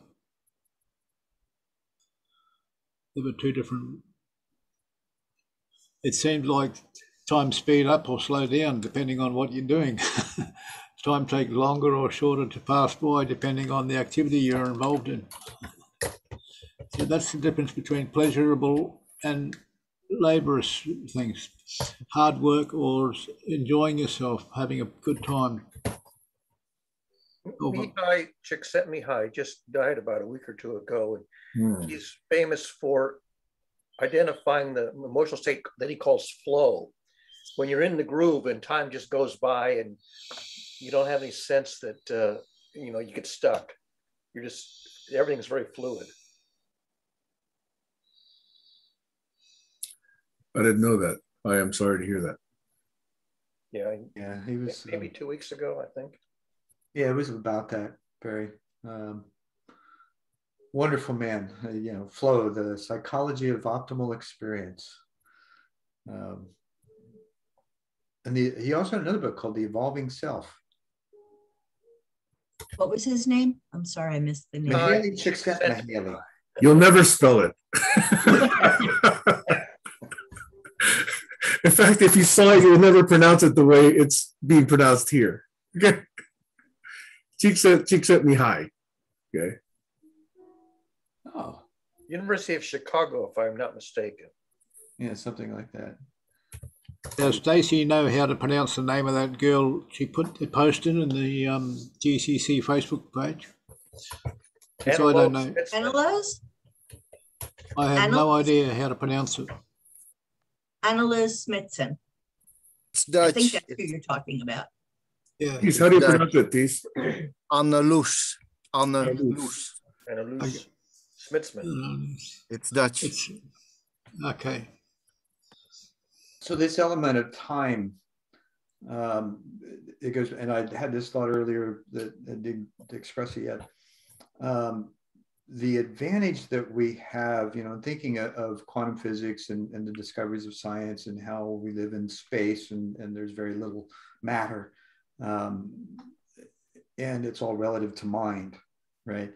That in this transformative period that we're in, or what seems to be a transformative period, that we're actually learning how to live more fully in quantum entanglement with the unified field relative to the liminal space, where we begin to sense and feel what's beyond our normal parameters, as you were speaking earlier, to the attenuation of our antennae, Sam. So I see this happening, and even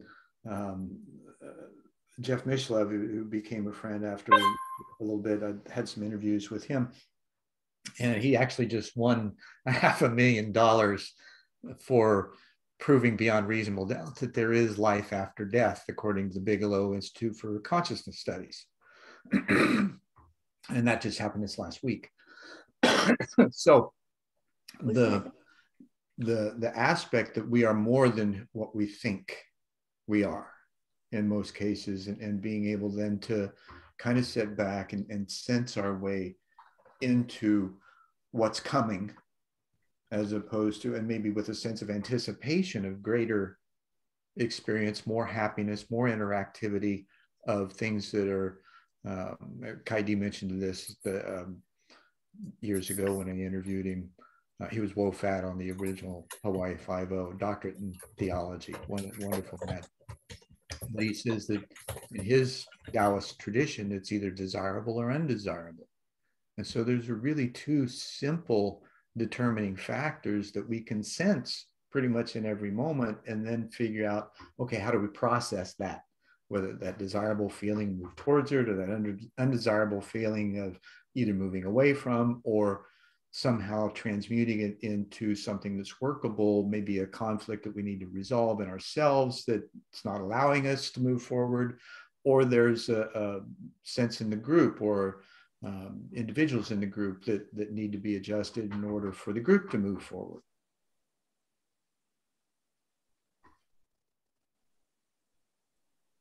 It's a thinking paradise, huh, Barry? That's fascinating. I would appreciate a link to that study, that proof of life after death. Yeah, me too.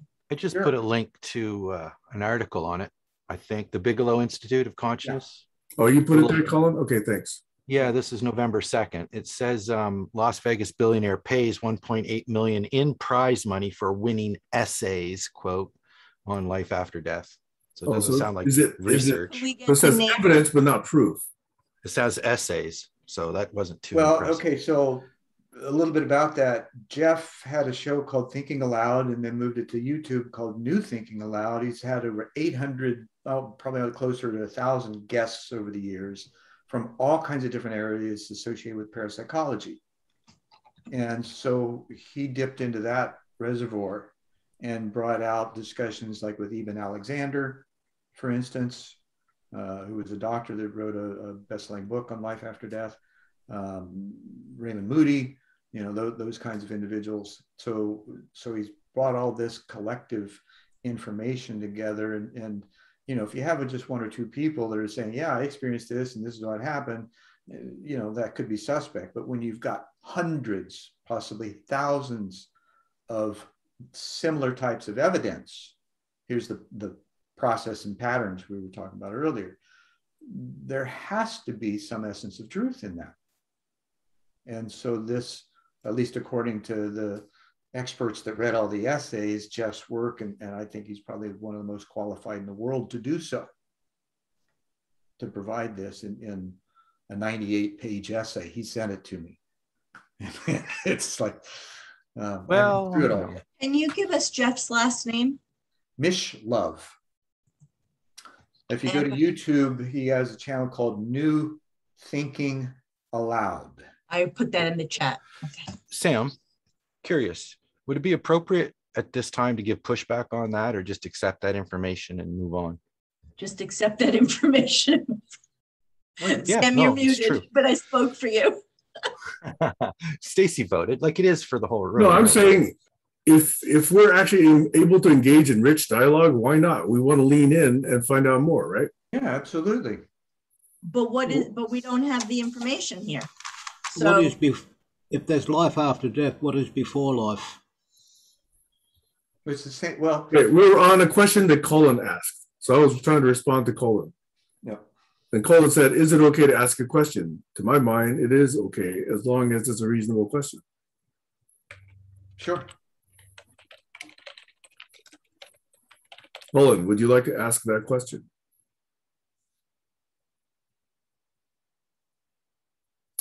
I'll take silence as a no, because... Well, it takes me a while to run from the kitchen. I got a few seconds to ask, but I just wanted to make a comment. It's my regular comment, but I want to do it softer and say that Dan Dennett one time gave a lecture that I watched, and people present evidence and then they slip in the surely, right? Surely that must mean. So I don't know. It's like, it almost sounds... Yeah, just like surely it must mean. Like there's been a million reports of miracles. Surely one of them must have been right.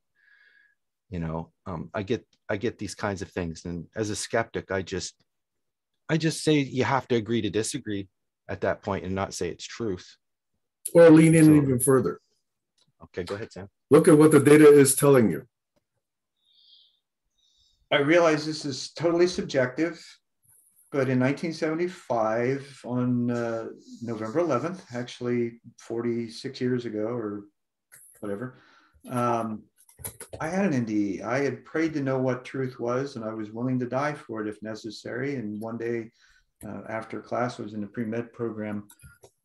I came back from class and had a regular practice of meditating for a bit. And I was asked in that meditation if I was willing to die for what I believed in. I had an initial thought of Christ consciousness, and I thought, felt a little empty. So I went on immediately, not questioning that feeling, and thought of cosmic consciousness. And with that, it felt full. So I said yes. And then I experienced, and I'd had plenty of out-of-body experiences prior to this, but I left my body, turned to look at my body laying across my dorm room bed, turned back to look where I was going, and was immediately engulfed by white light. Now, in this place, which is described by many having been there, there was nothing but light, and it was this effervescent, iridescent sense with a really high pitch to it. And I could still think. Once I was aware that I could still think, I realized that there was no death. But yet I was not in a corporeal form, right, at that point, or at least I didn't think so. Now, there's all kinds of arguments for brain chemistry and neurons firing and things like that. I get it, and I'm okay with that. This is a subjective experience. So from that place, I'd asked, as an impetuous teenager, I was 18, I said, wow, is there more? And so I felt a movement and found myself in an indigo background with points of light surrounding me, and intuitively knew that these points of light were points of consciousness, speaking to what's prior and what's hence after the physical form, Barry. and that these points of consciousness basically bounce back and forth between the great light and physical form as their progression to developing a fuller sense of consciousness and ability to embody a perfected form, fit, and function in the world, or whatever world that may be. So as I'm surrounded by these points of light, I'm told that these are those that I'm to work with in order to facilitate a new world order, that it would happen in my lifetime. Know this to be true, that my path would be full of trials and tribulations, and that everything would be there at its appointed time, simply to, and then trust and allow. And then I felt another rush of energy, and I'm back in my body taking a gulp of air. Now, in one sense, that has the indications of a classic near death, right? But there was no trauma involved, which is quite the opposite of most of those experiences. Now, it gave me a life mission, of which I've asked, how, what do I need to do to prepare? All of those kinds of things, which in part, if not whole, is why I'm here today discussing these things. So the importance of that to me, and possibly even some reference material, these are things that may be subjective, but there's a bit more, and I won't say Shirley, and don't call me Shirley, Colin. There are some indicators, right, that there's a lot more going on here on levels of consciousness that we may not understand or comprehend, or even there. Morning, babe. Yeah. You guys awake? Hey, Josh, you're on, by the way. Hi, Josh. I don't know if your unmuting was intentional, but you're on. No, that was not intentional. That was in my pocket. It unmuted or something. I don't know. I thought it was on mute, but sorry about that. No problem. Don't be sorry. Be Josh. I will be sorry if I want to be sorry. That is part of my right. Yeah, no, just kidding. I'll be Josh too. That was a good joke. Joshing us. That's the kind of fun we need to be able to have too, right? Be jocular. He's joshing us. Can't be all so serious. All right, let's all ejaculate. Sorry. I wanted to mention the out-of-body experience, and I put it in the chat. I put the link in the chat. It's the cut to the chase section of the book that I'm attempting to get published, and that's it was not a near-death experience, just an out-of-body experience, which was weird and illuminating and comforting. And the message I got from the universe was the fact that I am the master of my own destiny. Over. That's what Tom Campbell says.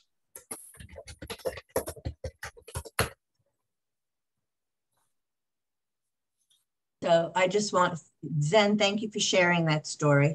I appreciate that. And I just wanted to clarify that when Colin asked that question, I took it as Colin specifically asking the question, and I took it as I'm giving Colin my advice based on past history of what he might want to hear, of how he might want to proceed. So I want to make it clear that wasn't a blanket statement in terms of not pushing back. It was specifically directed to the person who was asking the question based on other information. Based on old patterns? Based on old patterns and what I believe to be a desire to really discern whether or not this was a good time for him in this situation. And I was wrong.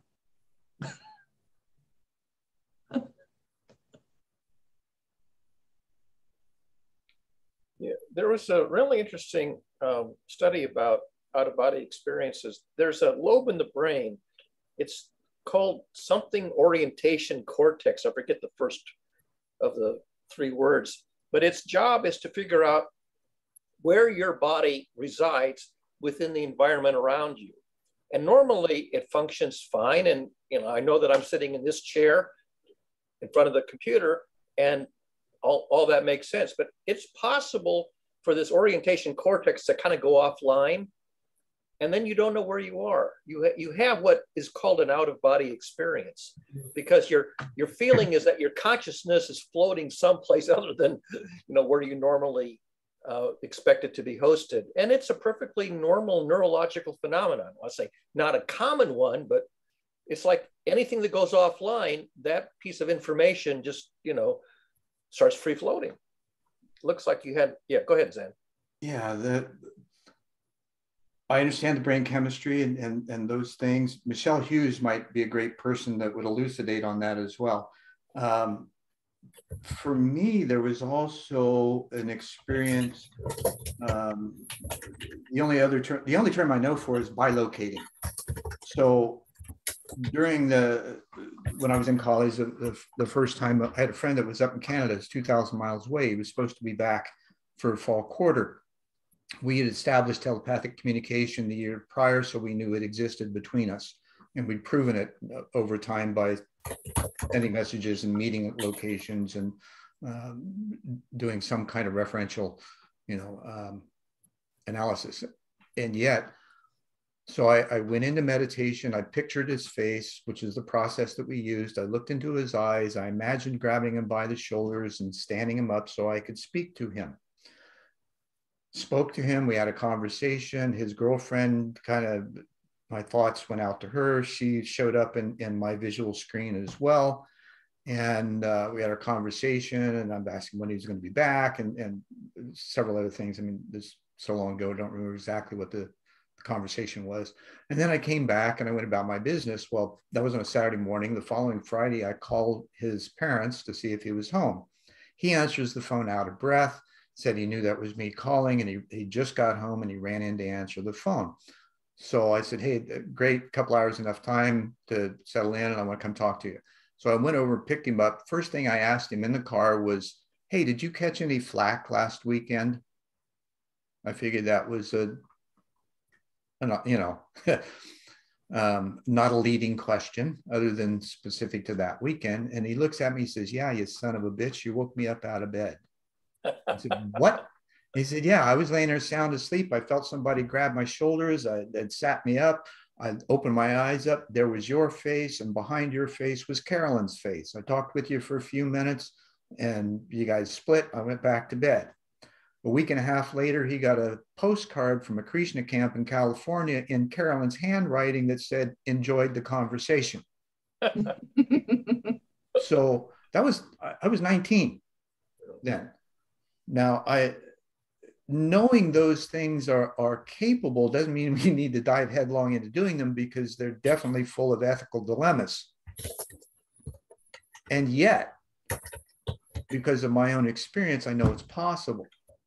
Now, and that was speaking to the area of the brain that you mentioned, Barry, is that, there's this, it's really intriguing as to how we're going to discover how all the science in the brain works with the greater mind that it's part of, right? This is our way in the physical world of experiencing that cosmic consciousness to a greater degree by increasing our ability to attenuate our antennae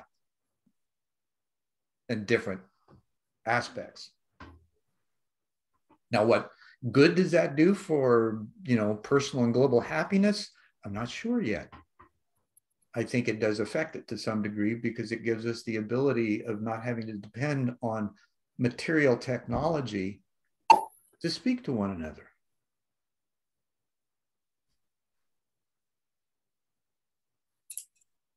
Alex, go ahead, and then I'll have a question. Just something that triggered my imagination is that attenuating. Then talked about, some people have a much larger vocabulary than others, and when you're listening to them describe situations and explain things, you get you're able to assemble a much clearer picture in your own mind.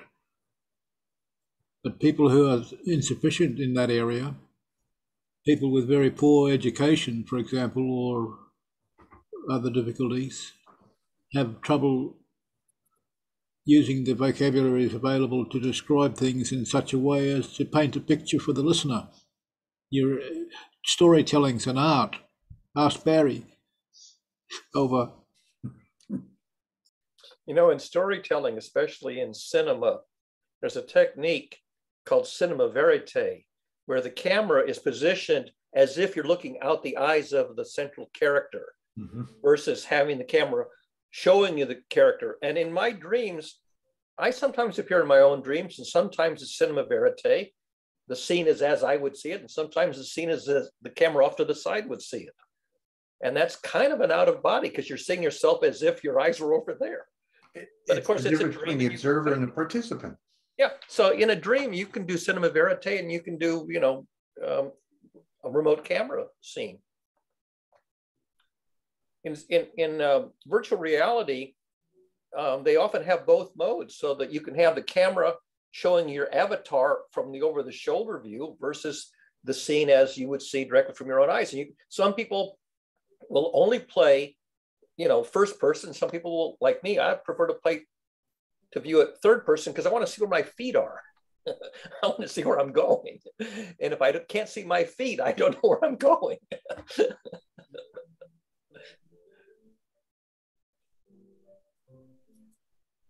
Okay. Have you skied, Barry? Sorry, have you ever skied, Barry? Oh, yeah. Yeah. You're not looking at your feet too much when you're doing more of a first person view. I feet a lot when I ski. I didn't ski very fast. I was a sort of an intermediate. Okay. I think some sports you get into that zone. What was that person you mentioned earlier? Sorry, Sam, who just passed away, and he was about the flow. I don't think he wrote his name in the chat. Mihai Csikszentmihalyi. I wrote it in the chat, but I don't know if you logged on at the time I wrote it. Oh, you did? Okay. Sorry. Okay, go ahead, Sam. Sorry to interrupt. I was just cognizant that it's approaching the top of the hour. I wanted to ask Zen a question and then invite some checkouts. And then I'm probably going to go into either listen or absent mode. So in that order, Zen, when you were 19, you had some confidence that you could actually reach your friend this way. So I'm curious about the source of that confidence. How did you know that it would work? And was that a one-time experience, or do you have that same confidence with this friend again? And could you do it again? And then, you know, this ability for that person to receive, how was this person so confident that it was you and not a dream? And if this is something you do have confidence in, can you actually leverage it more frequently?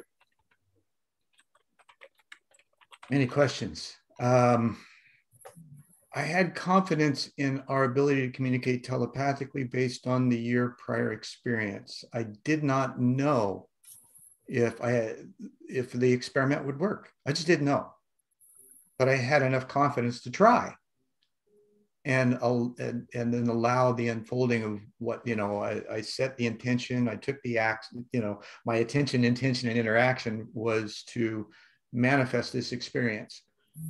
It went far greater beyond my expectation, because not only did it happen, he came back, told me it did, and then we got the confirmation from Carolyn, which is a third party, right, out of nowhere. He hadn't heard from her for 9 months.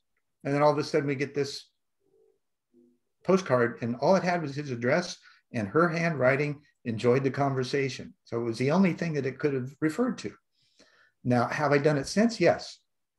I've done it with some people in Sweden and Australia. And that was around the turn of the century. I haven't done, well, I can't say that, because there was an aspect of that happened prior to meeting the woman, my twin flame, Luba. That was a whole cosmic conspiracy of sorts, if you will. But my first impression of her was hugging her and becoming one in a visionary dream state.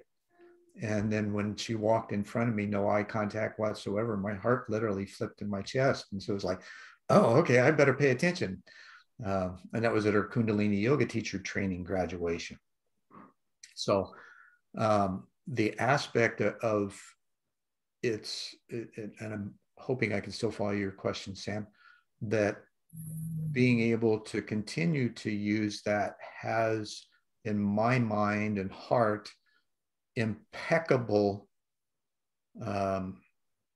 behavior with it. And there have been a few instances where I've considered it and maybe had some interaction. I've been reticent to do so because when I do, it scares the shit out of people because they don't know how to, even when they're expecting it. Don't worry about that. Right. Don't worry about that. Well, don't worry about people. Do what you can do.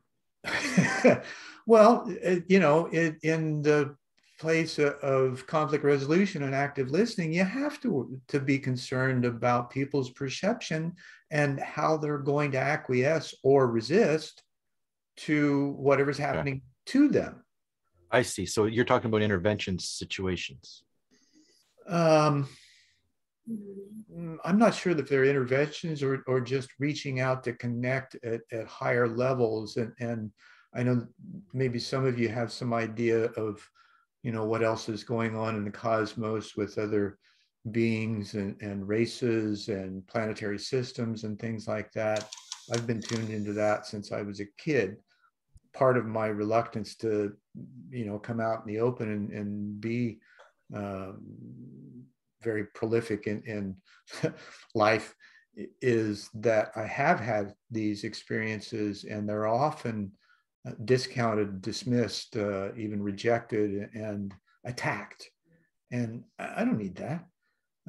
Now there's a lot more openness because of the consciousness study, because of the quantum physics, because of the sheer desire to be better and to find our way to be our best self in coming out of these this fallacious narrative that's being thrust upon the planetary civilization at this point.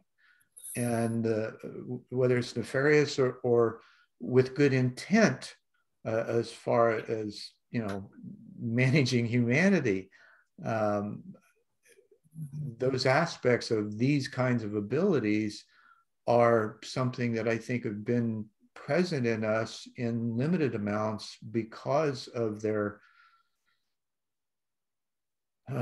perhaps unacceptability in the general population. But in the smaller groups and the specific individuals, it's a lot of fun, actually. Now, how do we convert or utilize or expand that awareness and capacity that we have for interaction toward one another in greater ways, I think is the question. Would you call this citizen consciousness studies? That's a great term for it. I haven't called it anything. The closest I've been is living in quantum entanglement with a unified field and finding our perfected form, fit, and function in the world, given the skill set we've developed. Exactly. Sam wanted to ask, I think. Sorry, Sam. Okay. No, I think I already asked.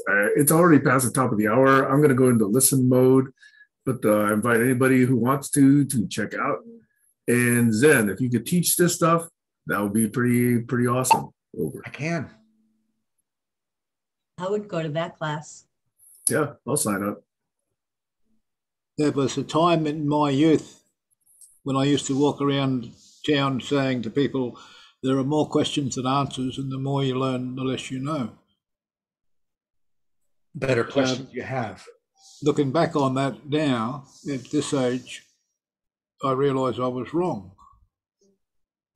Because there was a time, if you reach a point in your own education when you realise that you've learned as much as you're going to be able to process in this lifetime. It's a matter of, if you want to add more, you've got to get rid of some of the old beliefs.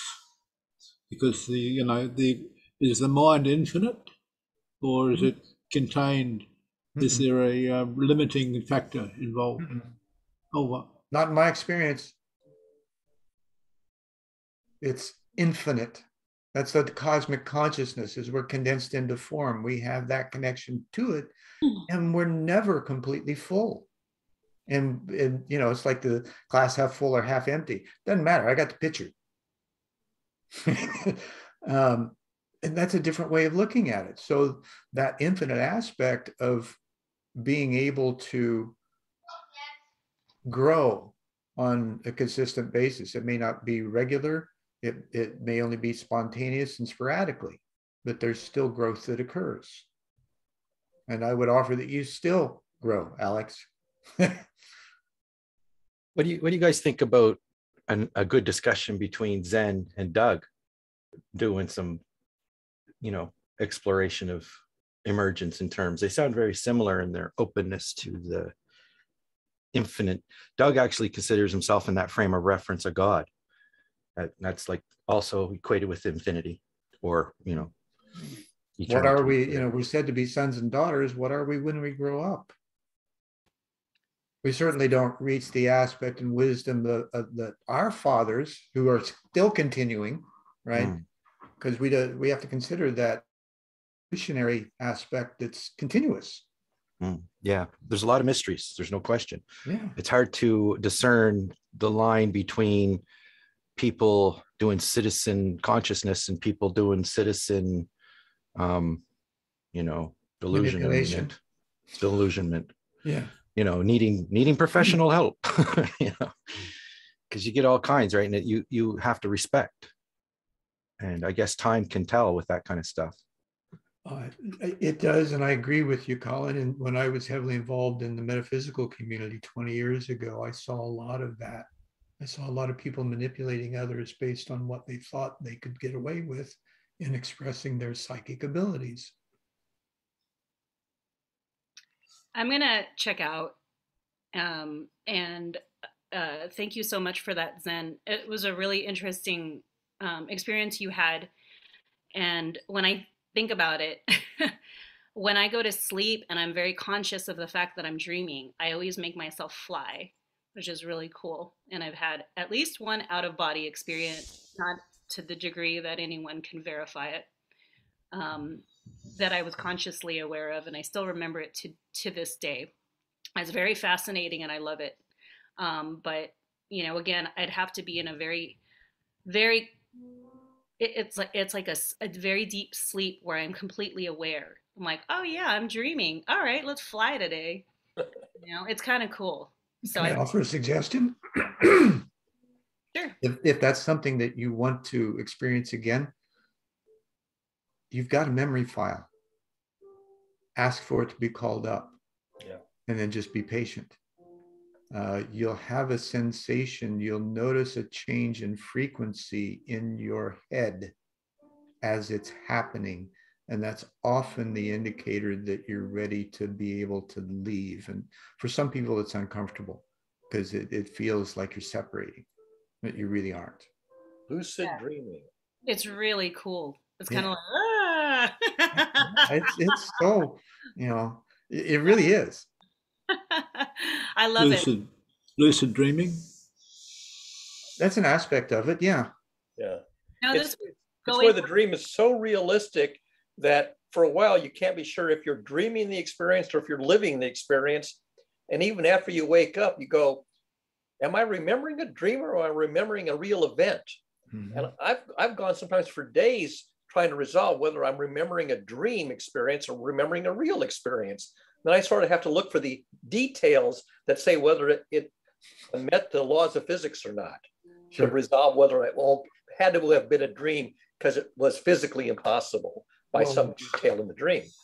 And one thing we need to remember too, Barry, is that if we see anomalies, then we don't understand. Right? The universe doesn't have anomalies. Yeah. Well, thank you. And that's hard for humans to go, well, wait a minute, you know, we don't, with the knowledge we have and physics and things, it's like, nah. Yeah, thank you guys. Sorry I didn't participate, but I've been talking about, you know, rules of conduct for, you know, within my household for the past 48 hours. I was like, I'm gonna leave it up to you guys. to talk about rules of conduct because I am done being a mom. Supervisor. Bye, everybody. Bye, Kayla. Thank you. And thank you for allowing me to be present. You've been training the tribe. Yeah, always. There's a belief by some groups that we live this life and we keep coming back until we discover some extra dimensional aspect of life. It's a bit like that saying, when the student is ready, the teacher will arrive. The teacher will appear. Over. And there's a lot of at least objective evidence for that.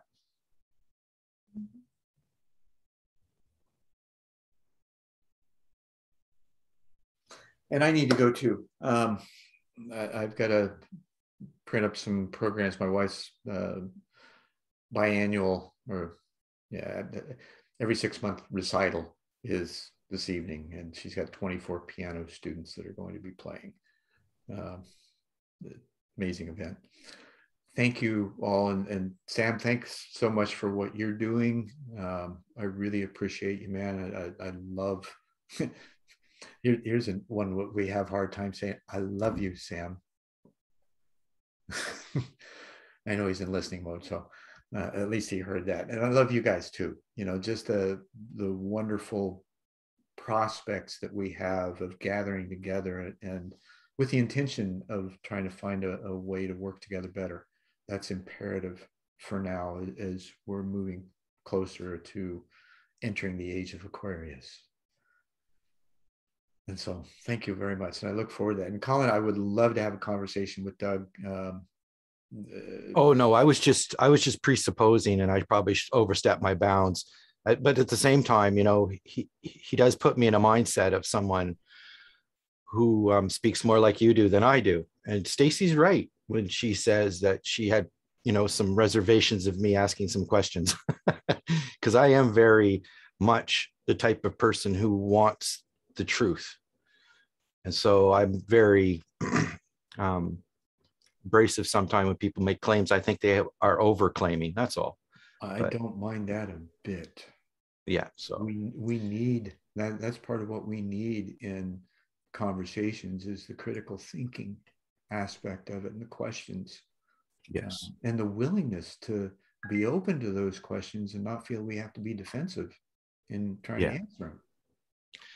I think the trouble comes when people get too vested in the identity and not so much in the investigation. It's more of a scientific mind than a theological mind, I would say. It helps. But then something science can't deal with too, right? So, well, very well. Both reached. Hey, Josh wants something? Oh, yeah, sorry. Just real quick, I wanted to interject. The word science wasn't even created till the 1920s. So the scientists were actually called philosophers before that. So be careful if you lean too hard into that science word, because it hasn't been around that long, but philosopher has been around much longer.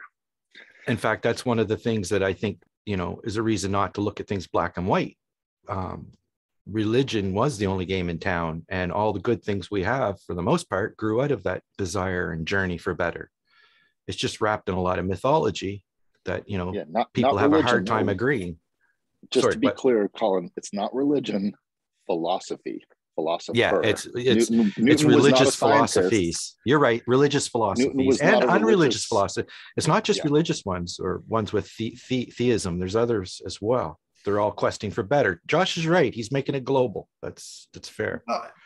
Yes, you're both right, actually, and that you know, when we consider what seems to be the world's largest religion, it was built to simply the canonization of the Bible at the Council of Nicaea was simply done to bridge church and state so that Constantine could rule it with an iron fist. And that was not about our personal growth and our willingness to aspire to something greater. That was just enough to control people and populations, to put them under the thumb of rule. And we haven't learned that yet, in my opinion. So I was just speaking a couple of days ago with a few friends. the past 30 years, I've spent a lot of time listening to people's private experiences, similar to what Zen shared. And the reason I thanked you is because it is hard, or at least it has been in the past, for people to share that. And we were just saying that if people actually shared it like it was commonplace, the whole world would look different.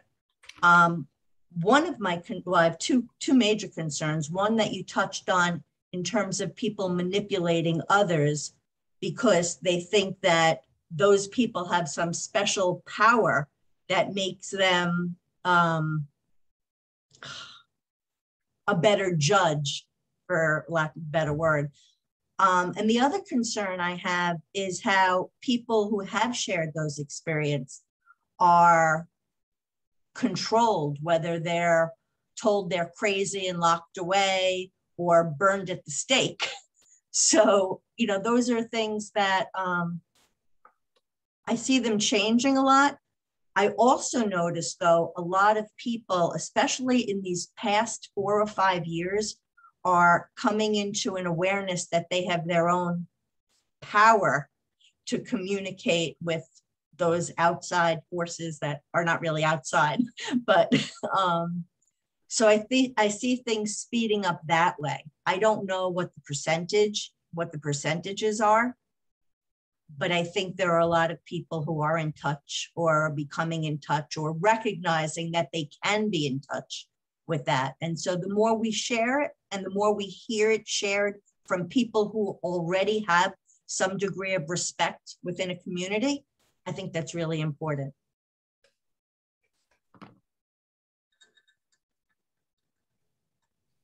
Yeah, agreed. I was one of those that when I shared my experience initially, my parents got really concerned. Not only did they see me, well, the first year they sent me to a psychiatrist after 3 visits, said, you know, you're not crazy. You've had a spiritual awakening. Why so young? I don't know, because most people don't do it till their mid-40s, if they ever do. That's fine. Yeah. His advice to me was, don't talk about it. Right? That's beautiful. The following year, actually, it's tragic. It's tragic too. Right? Well, it is tragic. Absolutely. And I continued to talk about it. And then the following year, I bought a couple of sets of drums and put them in my dorm room, and then had to move out the winter break. Got beat up at a frat house. Ended up at the hospital, and my parents decided to commit me. And when I told the doc what had been going on and the whole process, I felt like I could be honest with him because I was honest with the first one. The second one was very clinical, and he labeled me as manic depressive paranoid schizophrenic and put me on 2,000 milligrams of Thorazine a day. And I should have been a lump in the corner, and I was up playing ping pong, beating the male nurses. So they just couldn't figure me out. And it wasn't until I told the doc what he wanted to hear, that I'd been doing drugs and whatnot, that he finally said, oh, he's finally admitting that he's got a problem and there's, you know, a miracle cure. He's headed down the right path now. And then they started weaning me off the Thorazine. And I got out, and I literally shook so bad on the inside. I was so afraid to talk to people that my body trembled. And I was this gregarious, outgoing kid in high school. I did a trampoline act in front of 5,000 people. Right. And so it took me years to get over that.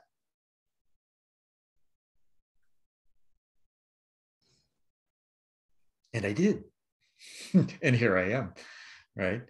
I've learned how to articulate better and make sense more common in the process. It's going to take me time to process what you just said. I'm so emotional. Me too. See you later. And I do value that common sense, but I also value uncommon sense because we need a mixture of all if we want to have some balance. It's still sense.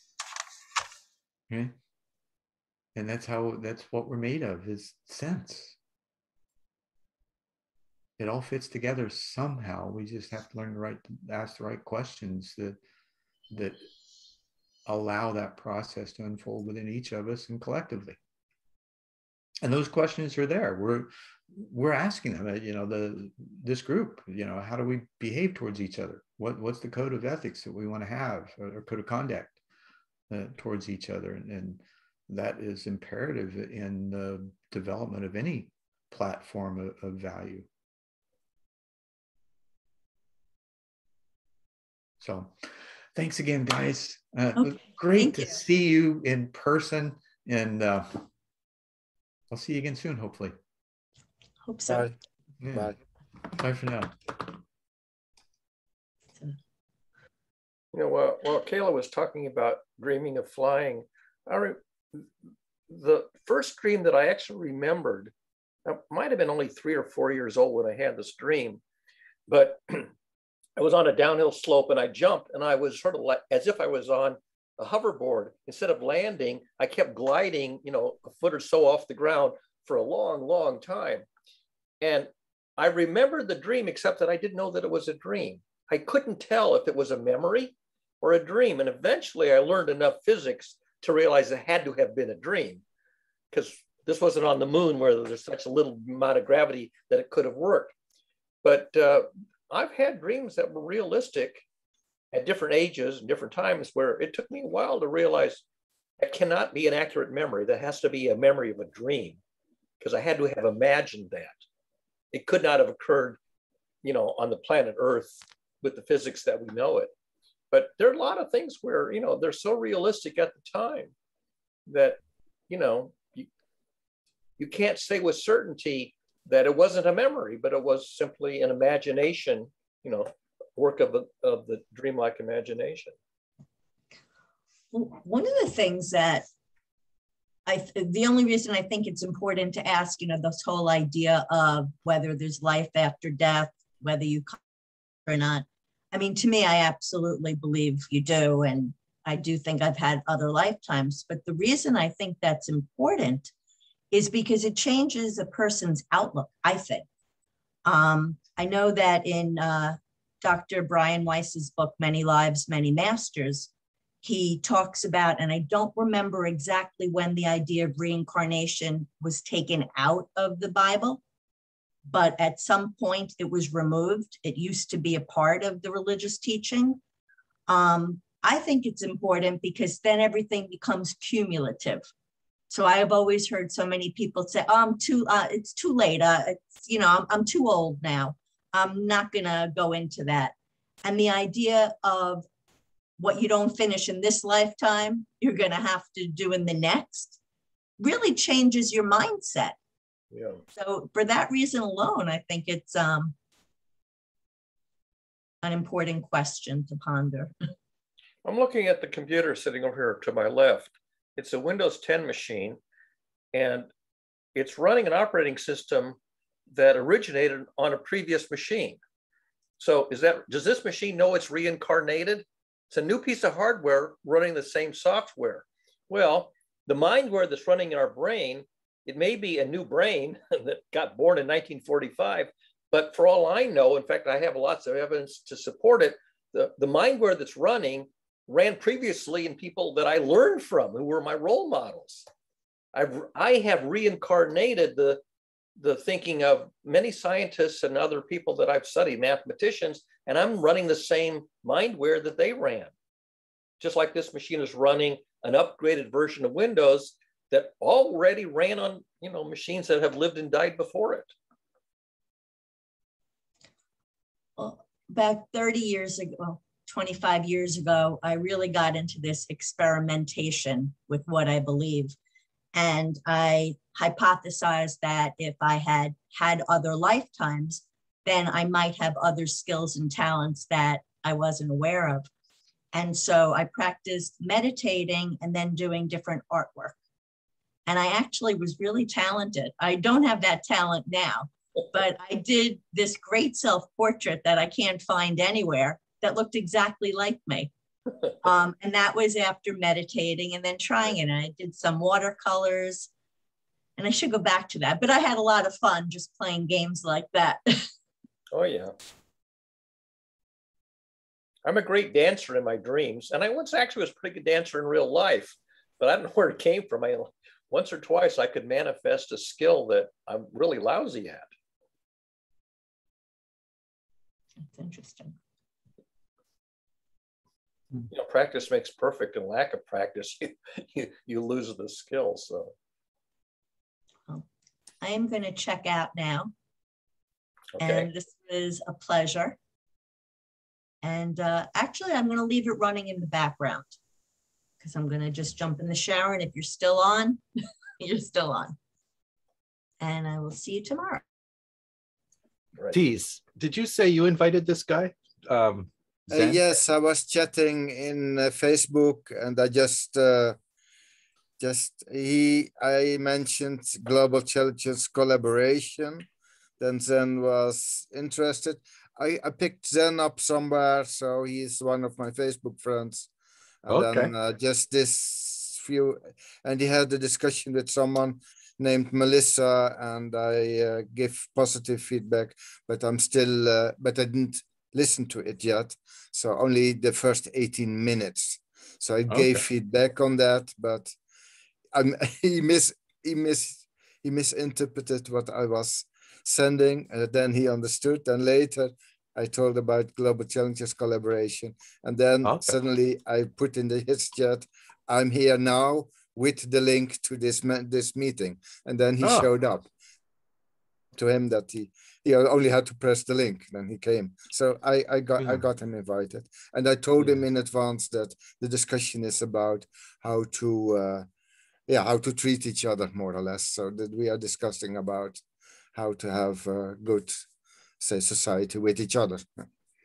Yeah, That's I think it's the antecedent to having quality conversation. And that's what Glenn brings up, all about behavior. Although he's got another extrapolation where he says that it's about motion and everything is in motion or something. I can't remember how he says it. Physically, I guess it's true. So I don't know where he's going with that. Some people get these very, like this gentleman today, Zen, Barry, I think you may have some ideas as well, that you write and share in certain ways, and different people have a different ability to be concise about what they're trying to say. So it's definitely, I think, one thing that we can share is feedback on understanding and not understanding, which is difficult because people can sometimes get confused with being an attack, as Stacy pointed out today. Like, you got to be careful. And and I'm notorious for, no bullshit kind of thing. But at the same time, if you want to hear somebody's wisdom, you got to let them complete their story as opposed to cutting them off with every hair you would like to pick. So that's the thing. I remember saying something to a colleague of mine. Actually, he was a colleague. He was a generation older than me. He was almost like a father figure. He was the first psychologist at Bell Labs. He joined Bell Labs in 1947 when I was like 2 years old. And one time I said something to him, might have been 2 or 3 sentences at most. He says, let me think about that for a minute. And they said, no, let me think about that for 30 minutes. And that was the first time somebody made it clear that I had said something that a very intelligent, highly educated person said, I need to think about that, and not just for 2 minutes or 2 seconds. I need to think about it for maybe a half an hour before reacting. I think that's very interesting, Barry, that, people who recognize that they've been given a new model or something to fit, it might take a while to think it through because, there's ramifications. That's why I write, because if I say something that somebody says, I need 30 minutes to think about that, that's worth writing down. Yeah. That's the way I feel about the atheist thing. I'm very strong about that, and trying, because what I find is in the conversation and theme of barn raising, it's about coexistence for me. And sometimes looking to see if you can be convivial, quote unquote, global friends, you come across this conundrum, I guess, like, do you need this belief that you have to trust me? Like, for you to consider I'm a good person, right? And atheists get a bad rap. And then it gets into a more philosophical or epistemological discussion. And then you have the ethics discussion. So it's a multi-pronged beast. And it takes it, I think, there's also the scientific way of looking at it and the ramifications, as you were saying. So when you think about how you're going to reply to a particular question, you got to think of, you know, the good and the bad. Who's it going to hurt? Who's it going to help? Because it's a social thing, not just a, you know, and that social element is hard. It's a wicked problem, essentially. Like, how do you bring truth forward without offending people and still being in coexistence? Like, how do you smooth things over while staying true to yourself? Right. And so some people, they get entitlement, and that's the problem. If they feel entitled or they feel that they're right, then they want to win, where I'm thinking a stalemate will do. Stalemate in good fences or stalemate in barbecues, whichever you choose. But I guess when you're talking about, that's the thing, it's a whole different worldview. So you know right off the bat that the conversation may be talking past each other. I think that's the first thing to identify, terms and whether you're on the same page in the conversation. Do you know what time you joined the session today? How many minutes into the session you made your connection here? Yeah, I think, I was distracted. I think it was about an hour late. That's what I thought. I would recommend that you go back when Sam posts it and listen to the first hour, because there was a lot of content in the first hour that obviously you didn't attend to. So I would recommend. Yeah. Well, actually, it's funny you say that, because it's not the first hour, it's the last 4 years, right? These conversations keep looping back and around. And I think it's good to identify and start to make our language a little more common or defined, clear. And that's what that term sheet's about, right? We could use that to our advantage if we really want to pick some topics to polish, you know. But the how to treat people fairly so that you can even attempt a conversation of alignment, I think is the guidelines that we're looking for. Like Sam brought that up when I was here. That was kind of the start for me, like what guidelines would we like? And I think he's offering for you to write the draft. Well, I already wrote several social contracts, including one that was sort of the epitome of social contracts. I've posted the link to it. It's on my website. So it's an example of what is of the best model of a social contract that I spend any time working on. You know, if anybody wants to make it better, they're certainly welcome to use that as a starting point if they like. But it has everything in it that I thought belonged. Yeah. Do you have a copy of Sam's? Oh, sorry. Go ahead. And it wasn't something I wrote single-handedly. There was like half a dozen of us who had sat down. I think this is the third attempt to write a social contract for a community. And we worked, you know, conscientiously on it, 3 or 4 of us, I think, or more. And we published it in the late 1990s after having done 2 or 3 earlier community social contracts. So it's the, you know, I won't say it's a masterpiece. It's an opus, you know, what do you call it? The opus magnus. It's the last big attempt in my career to write a social contract together with some other people. So it's an example of what I think can be done. I was kind of surprised that there wasn't an attempt to do it here in GCC. I mean, well, I think we did it in the space of, I'm going to say. Well, there was an attempt. There was many attempts, even before Colin got here. Okay. Yeah. This one I think is. But there's a resistance too. There's a natural resistance for like a safety valve, and that's power over, right? They try to do it without any hierarchy as well, which is another difficult thing. We didn't have a hierarchy. Yeah, no, but without the fearless leader, and Doug even had a discussion against the term leader. We had a couple of days discussion about the word leader and how he doesn't recognize that as a valid working model. I've also met people for whom the objective of coming to a meeting of the minds, mutually agreeable terms of engagement, was a physical impossibility or a cognitive impossibility. I've met people for whom it was straightforward to get to a meeting of the minds, for whom the objective of meeting of the minds was simply not a realistic goal. Okay, here we go. I'm going to post a link to Sam's COI. If you don't already have one, you might want to integrate that in your thinking. of Sam's point of view, because he is kind of the leader of the collaborology initiative for coexistence and understanding in the centers of excellence that we create and spawn.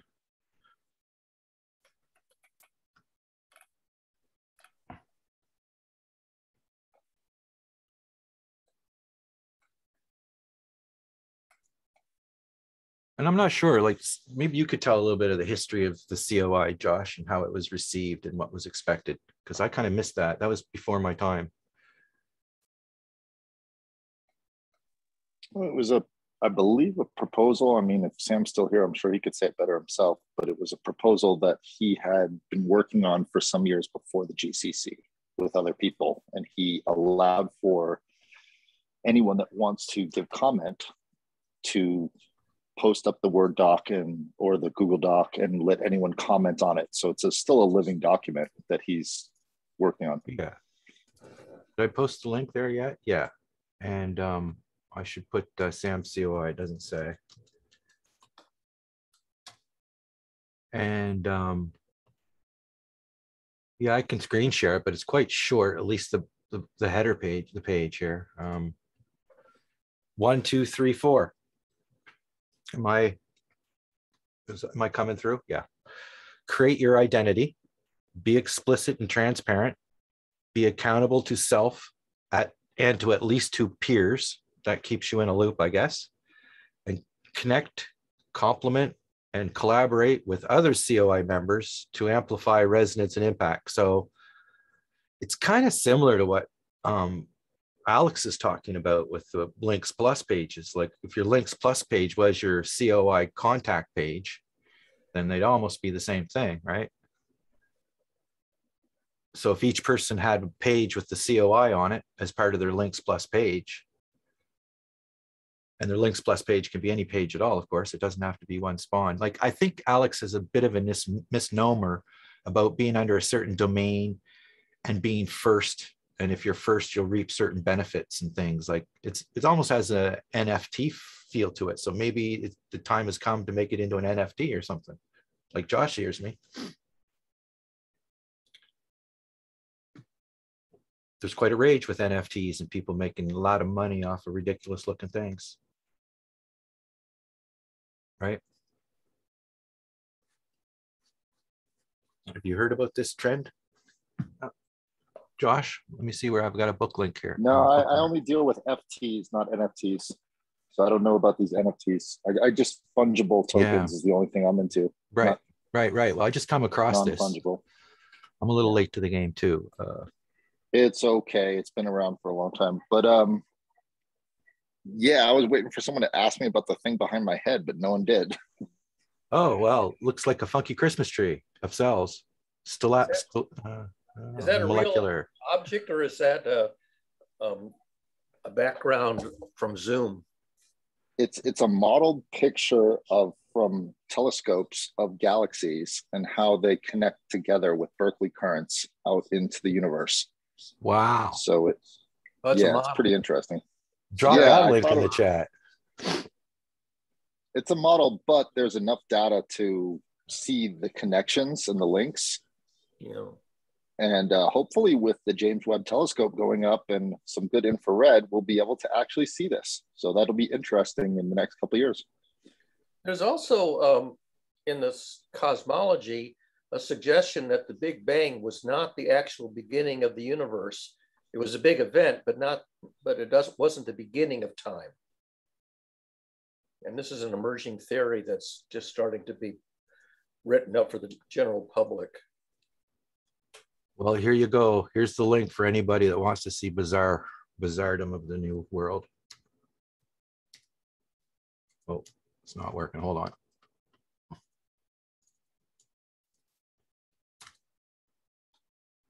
Too many miles of screen here. OpenSea assets. Enjoy the new world I don't understand yet. I do, but I don't. I guess when you're kids, you used to buy these cards, right? And they had bubble gum in them. Colin, are you just putting a link to OpenSea or to Yeah. your NFTs on OpenSea? I don't have any NFTs, but I'm scratching my head about it. Oh, yeah. I guess you are late to the game, huh? Well, welcome. Be careful. It's a crazy world out there. Mm-hmm. It's just a way to funnel money through a channel that keeps financial stability with a Bitcoin. But it's the same as any other art thing. It makes no sense, meaning things are sold for $29 million, $69 million, and some things are sold for 29 cents. So it's subjective, like all art is. There's a little more to the story, yes. Not that much. You just take your art, you put it into a blockchain, which is based off of Ethereum, and you buy a digital mark of it, and then you decide how it can be sold and what usage that art can have. It's not really that complicated. It's a token that's like an identifier of a certificate of sale. That's why I'm calling it like the new cards you can buy with a bubble gum in them, right?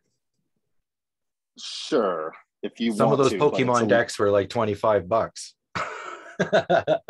In fact, I think they all are now. I don't know what's happened to that card industry. I'm 20 years from even thinking about it.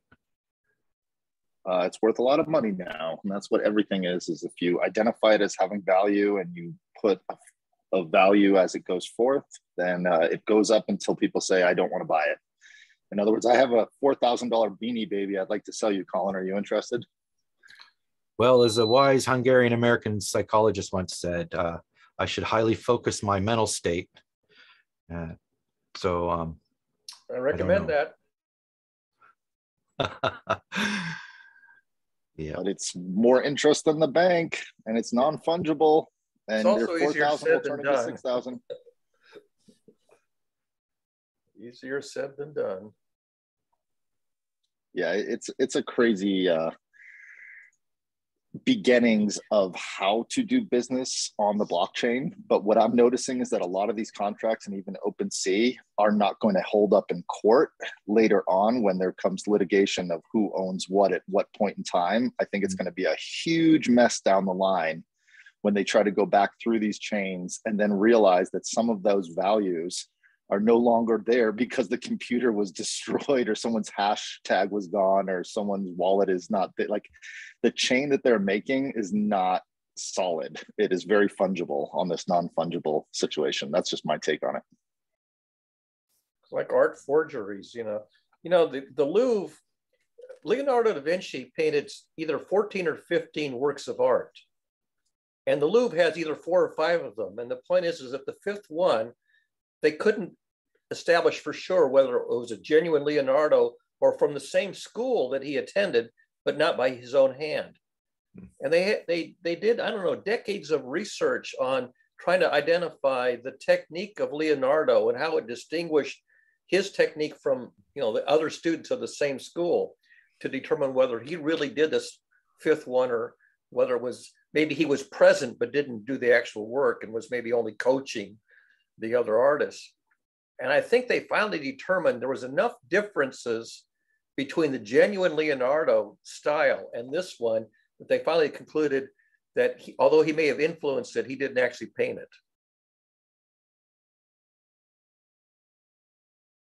So there's only 14 Leonardos, not 15. The Louvre only has 4 Leonardos, not 5.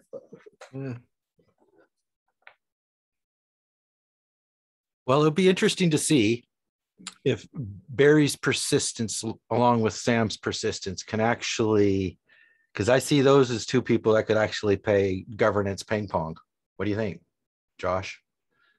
Do you think we're going to turn into something? Is it, what do you suggest? Should we have a governance for the GCC or governance for live conversations on Zoom dealing with wicked problems? Well, I think the real question is, how do we move forward and categorize and ontologically understand a world that is changing at the speed that we're changing at right now? Meaning, should we be identifying, putting in a contract, digital items that can go on to infinitum, meaning we're eventually going to create everything that we see in this world that we have here on Earth in a digital form? and then who owns the digital form? I just think it's repeating the same problem that they created in nature. So it's just sort of insanity looping upon itself. And at some point, we just have to let everything be free and stop trying to own things. I think that's the key. Well, when money becomes esoteric, when money becomes esoteric, you know what I mean? No, I don't know what you mean. When money becomes esoteric? Yeah, like the trust mechanism is totally detached from reality. Oh, no, I'm talking about a completely before money was ever created, before you accounted for how many seeds you had a tree that had unlimited seeds if it just kept blooming each year. Does that make sense? I'm not talking about esoteric counter measuring things. I'm thinking about dystopian. I'm not going to drag you into that credit for that. That's my complete dystopian view of if people keep continuing to play with the value and money systems, right? Like what happens when the government says this is illegal, but it's actually the bigger money system? Yeah, fuck the government. Possible. I'm talking about before governments existed. I'm talking government. Yeah, so, I think people forget how fragile government is. Like, I'm just coming to realize that. Like, I thought it was something that was built in stone, but it is not. Well, Hammurabi wrote the first, 287 laws on a piece of stone. And actually, I don't know how many people here have actually gone back and read the Code of Hammurabi, including the prologue and the epilogue, the two paragraphs that sandwich it. It's quite an enlightening experience. You don't actually have to study all the laws. Each one is like one or two sentences. And even the first three laws, just the first three laws. Have you ever heard the expression, go jump in the lake? It's the third law of Hammurabi. Which is what? What is that third law? Why are we jumping in this lake? It says, if you have been accused of a crime and you want to prove your innocence, jump in the Euphrates River. If you drown, you are guilty. If you float, you're innocent. Literally the third law of the Code of Hammurabi. Go jump in the lake. Okay, learn to swim.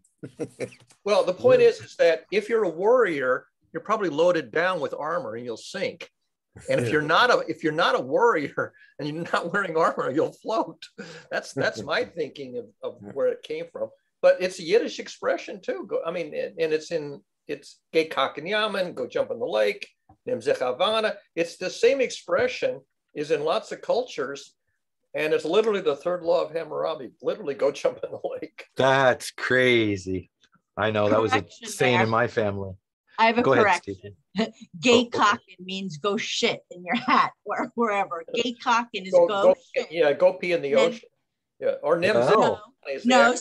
No, not pee. Let's be accurate. Yeah, you're right. Okay. Shit, right. I must not have them in order here. I posted the Wikipedia link to the code of the Hammurabi. Maybe the code is different. No, what you want to find, that's just an article about it. Just a list of them, because it goes through. It has the laws called then. It's actually a summary. It's a summary of them: commerce, marriage, land, and houses. Look up prologue and epilogue of Code of Hammurabi and find a website that has the name then and again in the base name of the website. What I want you to read is the prologue and the epilogue and the first three laws. You got homework now. It's very enlightening. I got homework too. Thank you, Barry. There it is. You said then and again info, sources Hammurabi, prologue. Yeah, that has the prologue and the epilogue. I don't think it has the first three laws in it, but that has the prologue and the epilogue, which Hammurabi, it's like, okay, everybody here introduce yourself, take 20 seconds. That's him introducing himself as the organizer of these laws. And then he gives the laws, and then he gives the epilogue, which is sort of, the summary of why he's doing all this. And it's pretty interesting to read the prologue and the epilogue. It's only like paragraphs of prologue and I think one paragraph of epilogue. Right. This one about a page and a half. Right. Let me see here. If I have an interesting, is this it? Look at the think last so. sentence of either the first or the second paragraph of the prologue. Yeah, this one. The wall. Sorry. Take your time, Colin. I was going to say I'll buy for time while you're looking that up and getting it Kabbalah. straight. Kabbalah is the word I'm looking for. Oh, maybe not Kabbalah. Kabbalah is like 14th century. And that's It's got the 32 paths. 22 passages in life for it. Yeah, no, I think it's 32. I've been recently studying it, but you may be right. 32 paths of wisdom, creation, and Torah and consciousness. This is a video from Sir Yedras. A guy asked me to watch this, so I played it and got the feel of it. I didn't watch it religiously. Don't mind the pun. There's 22. There's 22 cards in the major arcana, and they are the illustrations of the 22 chapters of the Fool's Journey. And the Fool's Journey is basically one of the very first models of the passages of the general life. And the reason there's 22 of them is that they're labeled by the 22 letters of the Hebrew alphabet. What's that called? It's called the Fool's Journey. There's a generic story called the Fool's Journey. It's in the Kabbalah, and there's a modern book by Gail Shee called Passages. And Passages is essentially the same thing. Here are sort of the 24 major passages in a life, the crises and passages in life. And the Kabbalah is one of the very first versions of that. Okay, interesting. The Path of the Fools, the Trickster. Here's a cute little 11-minute thing. I wonder if this is good. Yeah, she's got an okay voice. If these things are interesting, you can always get better sources and we can change them. Well, you can find modern interpretations. I mean, psychologists and behavioral psychologists will give you the passages, Montessori model will give you passages of a 25-year learning journey from birth to mid-20s. So there's lots of models of the passages that people go through. And the nice thing about these is that you can look at these and say, oh, I see where I am. I haven't. These are tarot cards. Are we getting into tarot cards, perhaps? Tarot cards are just the illustrations of the Fool's Journey. That's all they are. They're just illustrate. A lot of people get a little illustration at the beginning of a chapter. They're just illustrations for the passages. Okay, because I was in a conversation where somebody was mentioning about the tarot cards and somebody else was vehemently disagreeing, talking about the 32 paths of the whatever it was I just mentioned. Well, the Kabbalah wisdom and creation and the Torah, because it's about the Torah and consciousness. Well, so the conversation was about consciousness, you see. And I had mentioned actually about my journey, and I had mentioned that you had sent to me that diagram of the map that if you go, what's it called? The Tree of Life. The Tree of Life is a model of all the elements that make up a human being, a storybook character or model of a human being. It's this diagram of they're basically chakras. They're the same as chakras. They're the features that characterize an individual. Be careful when you say chakras, because there's more than just the 7. Yeah, in the Tree of Life, I think it's 11 of them. I can't remember how many in the Tree of Life diagram. Right. But a lot of systems have these similar models. They're not identical models, but the concept of making a model with components, that's generic. Just that you label them differently and you have different numbers of them. So it's called, is the term that is used to describe the central mystical symbol used in the Kabbalah of esoteric Judaism. Maybe I meant esoteric when in the word that I was talking about earlier, Josh, instead of the word I used. That would make sense. It's another word for abstract model. Yeah, that's exactly what I meant. I didn't mean, I think I was talking about word of annihilations, but I was talking about trust, right? So, Well, that's why it's so important to be precise with words. And that's, I mean, understanding is only as good as the model and the concept that the word is wrapped around. This is like rewrapping about ejaculate. You know, yeah. Somebody was writing about, I don't remember who they were referring to. Oh, I know, it was Jordan Peterson. He was characterizing Jordan Peterson. And he says, the material that Jordan Peterson puts out, he says, is evocative, but not evocative, avocative. He spells it with an A, which isn't a word. So, you know, evocative sort of evokes a reaction. Avocative is like, I'm just making words. So I do think it would be interesting if I understood how this model works and to see how that would influence my artistic vision of what it is to have a life's journey.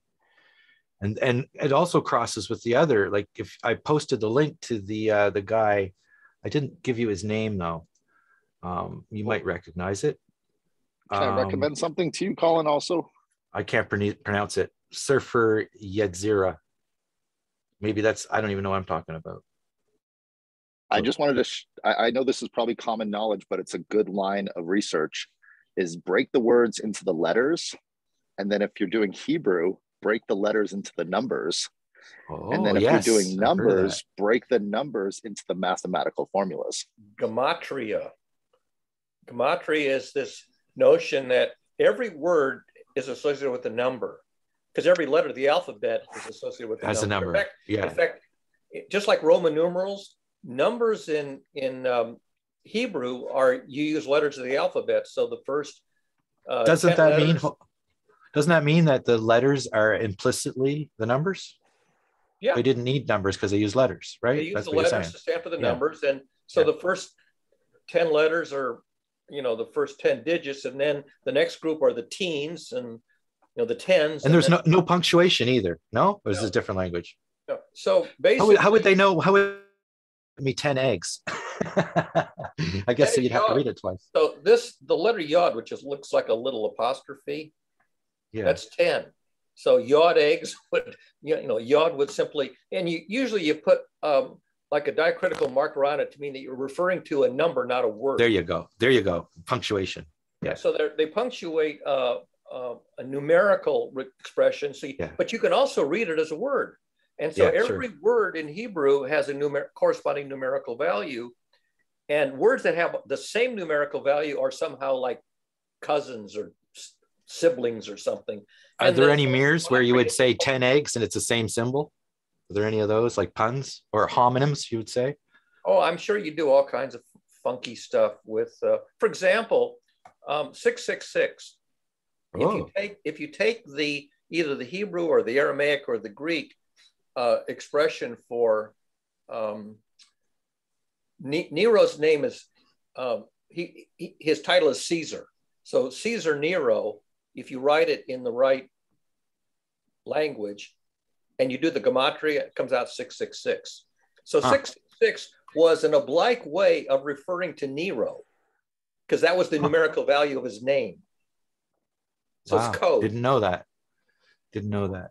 And you go ahead. You have to spell his name using the right, you know, because, you know, you could say the president or president, you know, so, you know, there's ways of, you have to use just exactly the right way of saying the name or the title.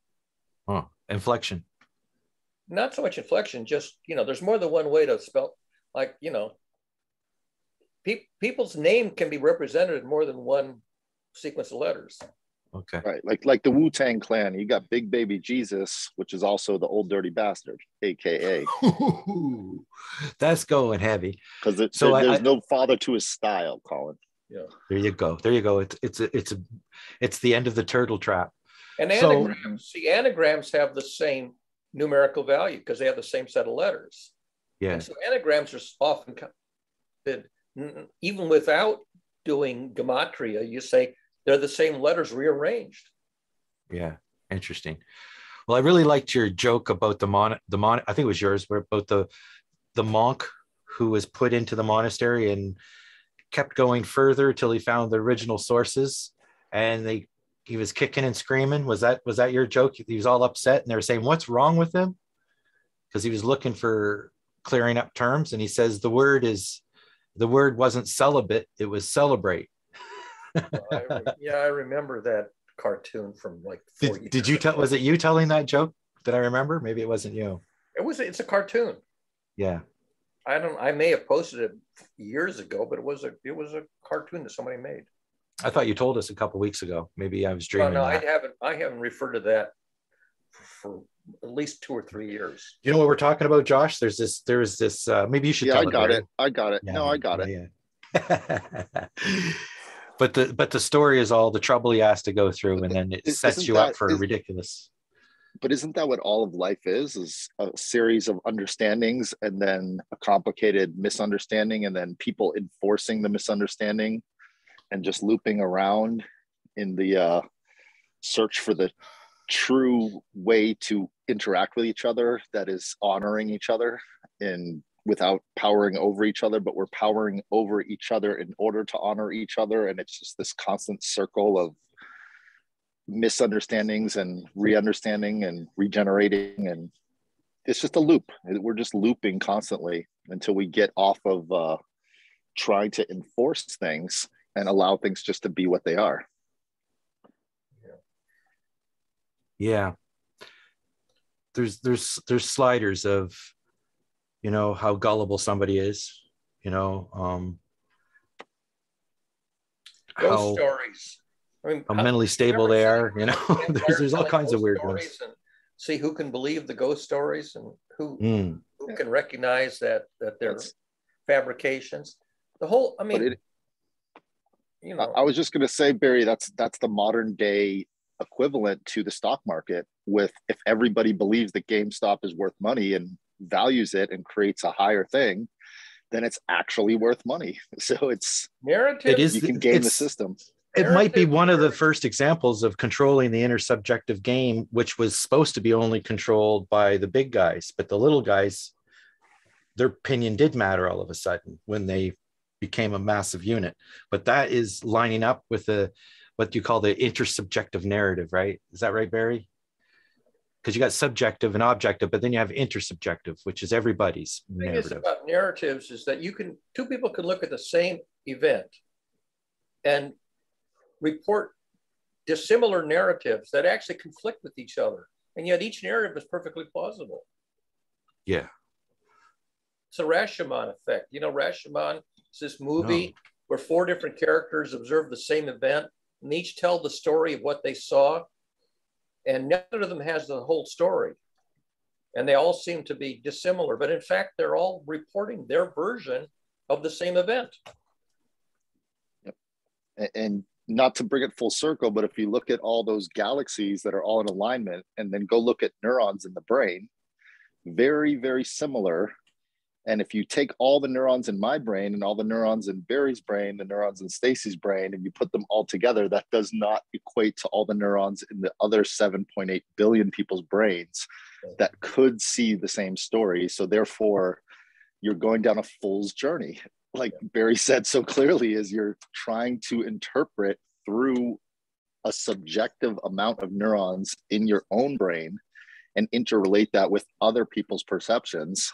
And that's the game of life. Right. Actually, as I read here, Barry, this rhymes with what that guy was saying in the 32 Paths of Wisdom, because of this idea of the divine world being projected into our created world. Or what has it say? The 10 forces that come between the infinite, unknowable God and our created world. So between God and man, I guess. It's the path. Mystical doctrine known as Kabbalah is therefore distinguished by its theory of 10 forces that come between the infinite, unknowable God, in quote, or in brackets, also known as the Ein Sof, or the unending. Yeah. And that's created and between the unknowable God and our created world. So it's these 10 the Ein Sof, the 10 forces. I mean, chakras is the word that most people would know to use, but they're not called chakras. They're called sephirot in the Kabbalah. But it's the 10 nodes of this nodal diagram. So those are numbers, actually. The 10 spheres represent the 10 archetypal numbers. And overall, there are 32 paths 32 of paths. the tree of life. If you take 10 nodes, you just do a graph, and you write 10 nodes, and then you draw connecting links like a highway system. So you can in make this format, 32 highway links connecting 10 nodes that is the same network graph as the Ein So for the tree. And you were right about 22, because there's a distinction between the first 10 are spheres or spherit, and the remaining 22 correspond to lines or channels of energy that join the spheres together. 22 is a journey from one node to the next. So let's say at some, say when you're 14 years old and your highest value is something, I don't know, playing with your yo-yo, doesn't matter. And then you have a transition to the next stage when you're age 15, and there's a pathway that gets you from where you were at 14 where you are at 15. That's a path. So, but you don't have to do them in, there's no particular sequence in which you do them. It's like Zen Benefiel said when he was very young, he made a transition to a state that most people don't get to until they're 40 years old. Oh, here we go. I got an English translation. This helps a lot. But yeah, I was also told along with the story that it's not advised to do it too young, have that spiritual journey, which kind of rhymes with what Zen was talking about, of having a spiritual awakening at a very young time is a dangerous thing. Yeah, most people, you're supposed to study the Kabbalah when you're 40 years old. That's what they said. That's not true anymore, because now you can go on the internet and research it. But back when you had to have a little club, the club says when you're 40 years old, you can join the club and we'll study the Kabbalah together. Now you don't need to join the club. You can go on the internet, but you're supposed to be about 40 years old and have gone through nominally a midlife crisis. A real midlife crisis is a very good jumping off point to jump into the Kabbalah, because the midlife crisis is sort of one of the most dramatic passages in life. Some passages are rather, it's like your sweet 16 coming out party, your debutante. There's some that are kind of memorable. There's others that are sort of like bar mitzvah. That's a bar mitzvah for the Jewish, right? Is this Jewish? Consecration, graduation. There are passages, starting your first job, changing your job, getting promoted. All these passages where you change your role, becoming married, becoming a parent, becoming a grandparent. So they're classical passages in life where you change what you do on a daily basis, becoming a cook, or whatever. Wow. Here's the nodes. The top one is crown. Right. They do explain a little bit. The chart and kingdom is placed at the bottom, although I don't see it anywhere. And then the next level down, there's 2, understanding and wisdom. It makes sense that they're equal. Yeah. If that's relative spatially. And you generally work your way up over lifetime. You may work your way up one side before the other side, because there's always something in balance. Yeah. But when you work your way up the highest levels, the crown, what's it? Keter, K-E-T-E-R in Hebrew, or crown in English. Yeah, and that's right. It's like systems thinking. You can see the whole system as a whole system. You've now seen all the parts, and you see how all the parts relate to all the other parts. So the crown is sort of the big picture. It's like the general in the army. The general sees the whole story. Looks like a connection diagram in software development almost. So, with the relations. Right. There's different kinds of diagrams. But then, the next level, understanding wisdom, and then down sort of off to the wings, another layer, justice and loving kindness. Right. In between those, down by itself, is glory. It seems to hook everything together. Yeah, it's like middle school. Glory hooks everything.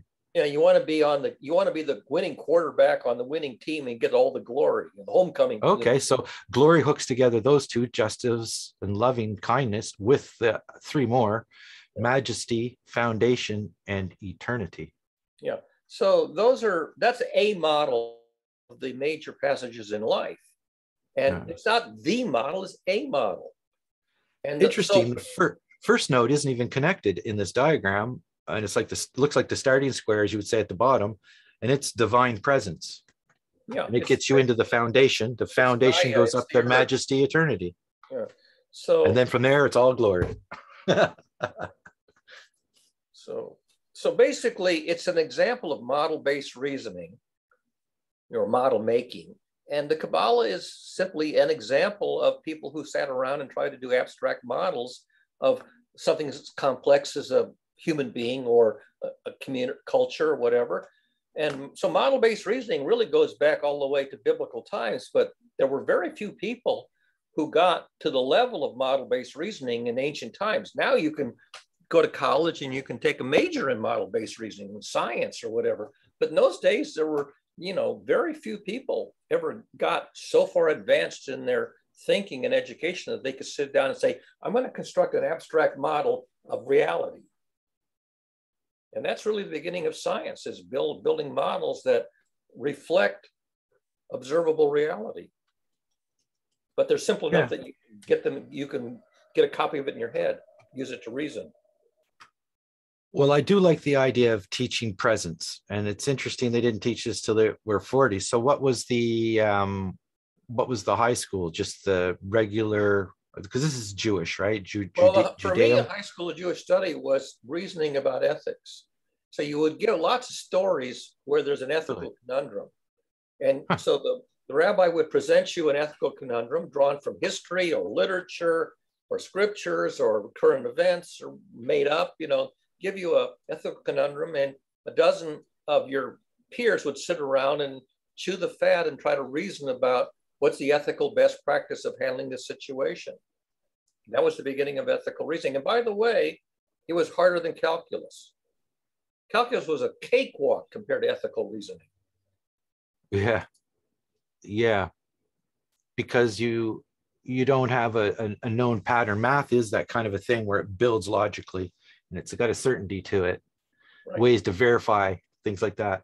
You could prove things in mathematics. You can do rigorous analysis and proof. In ethics, there is no guarantee that the solution you come up with is, quote, the right answer. It's the best answer you can come up with, and it may turn out to be a wise solution. It may turn out to be a foolish solution, and you don't really know, but you do your best to think it through. The ethical calculus it's more fun to do ethical calculus.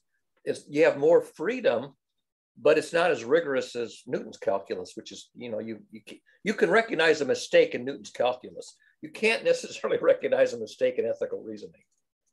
Yeah, true. I'm still looking for I know I saw it here somewhere. Where we started was just a list of all the codes of the Hammurabi list. Well, you can find an English translation of the 287 laws of the Hammurabi Code. Yeah, I just came across it before. Okay, this is a PDF. I mean, like I say, the first three are really interesting. The first one is you cannot banish somebody without proving a good cause. You can't just kick somebody out and banish them or ostracize them. You can't have a damn good reason and prove it. And the second one was that if you make an accusation against somebody and you can't prove it, that's a capital offense. To accuse somebody without being able to prove the accusation. And the third one is a defense is to go jump in the lake and not drown. If you don't drown, then you're innocent. So those first three laws are kind of, And I could see the wise one laughing there all the way to the wisdom bank. Did they actually believe that the soul would, I know that was another one for witches, if the witch drowned, and then in the Bible, they would give the potion if the baby was ill-gotten, then the baby would be aborted. If not, or the mother would die. I can't remember. Well, there were a lot of abusive interpretations of this material. Anything can be interpreted in an abusive manner, and it was.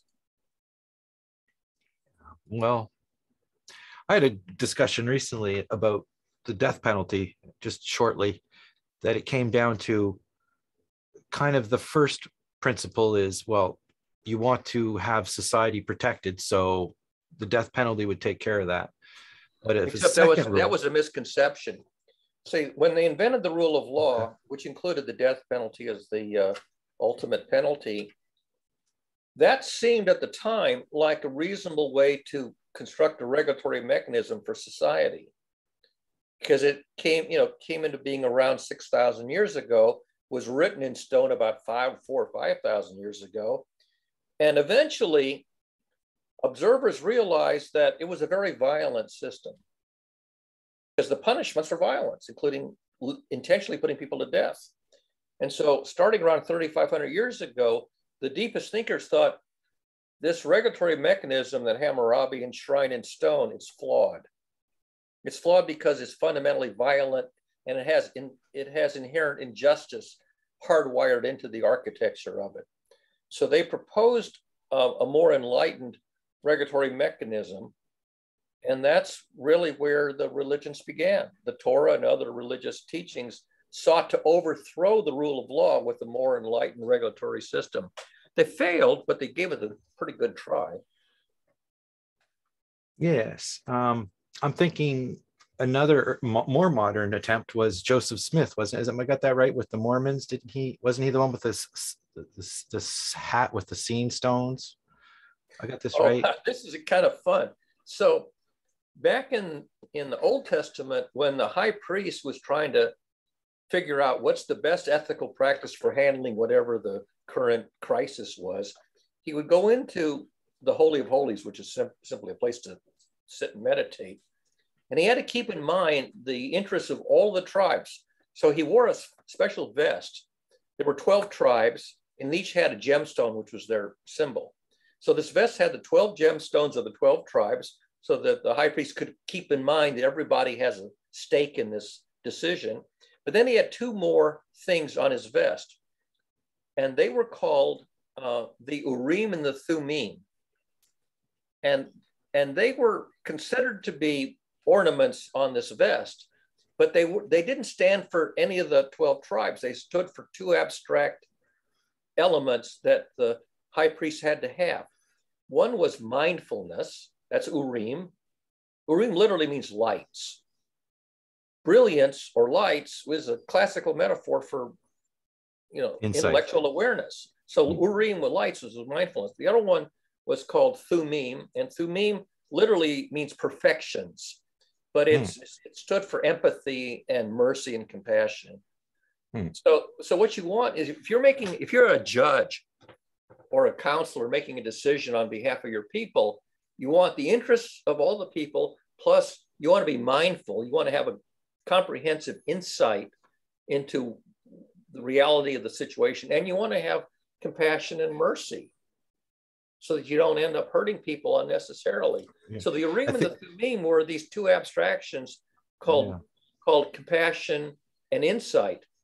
Well, Joseph, I see where this is going with Joseph Smith and the stones. Interpreted them as divination dice and mesmeric crystals, physical artifacts. It's like you roll the dice and you look through this crystal, and that somehow gives you the answer to this political conundrum. So he thought they were artifacts. And so when Joseph Smith wrote the Book of Mormon, or whatever it is that he wrote, he claimed that he was translating these golden plates with this, it's like a Captain Midnight decoder ring. Okay.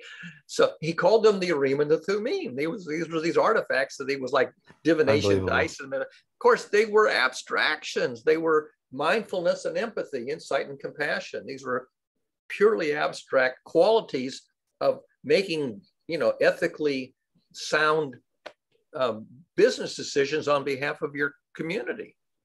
Yeah. It was kind of scary. Oh, that's a nice knowledge piece right there. That's an interesting background on these seam stones. But look at the crest of Yale University. Yale University has a crest which has Urim and Thummim in Hebrew letters written right on the middle of the crest. Urim and Thummim, it's mindfulness and empathy. And at the bottom it says in Latin, lux et veritas, light and truth. Light and truth is one of the sort of translations of Urim and Thummim. Doesn't quite get it, because Thummim was compassion and veritas literally means truth. So they weren't quite perfect translations into Latin and back into English, but they were on the right track. They had these abstractions.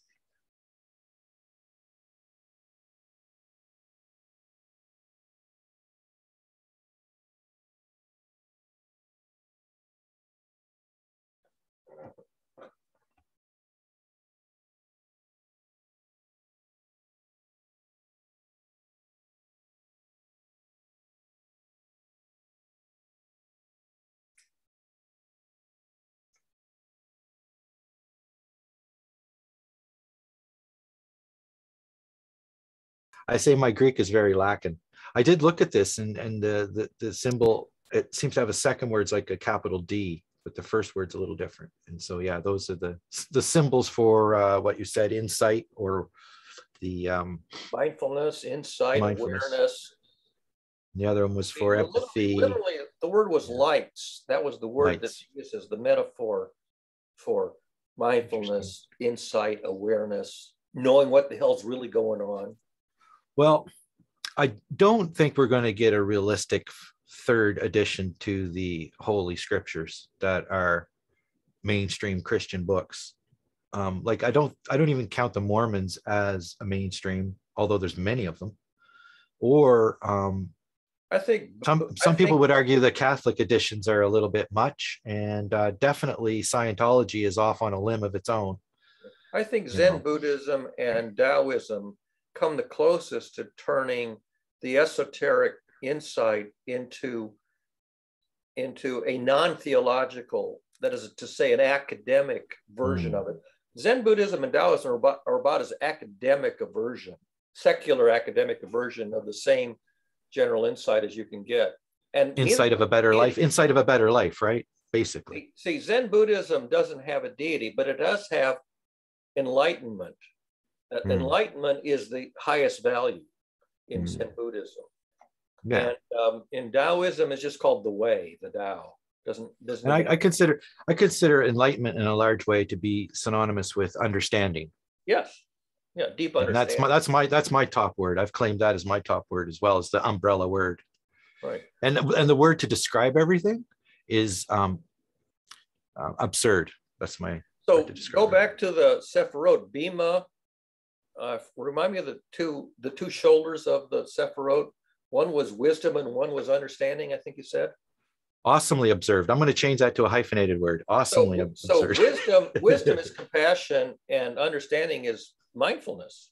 Yes. Urim and Thummim are the two shoulders of the Sephirot, except that they use different words. They use Bima.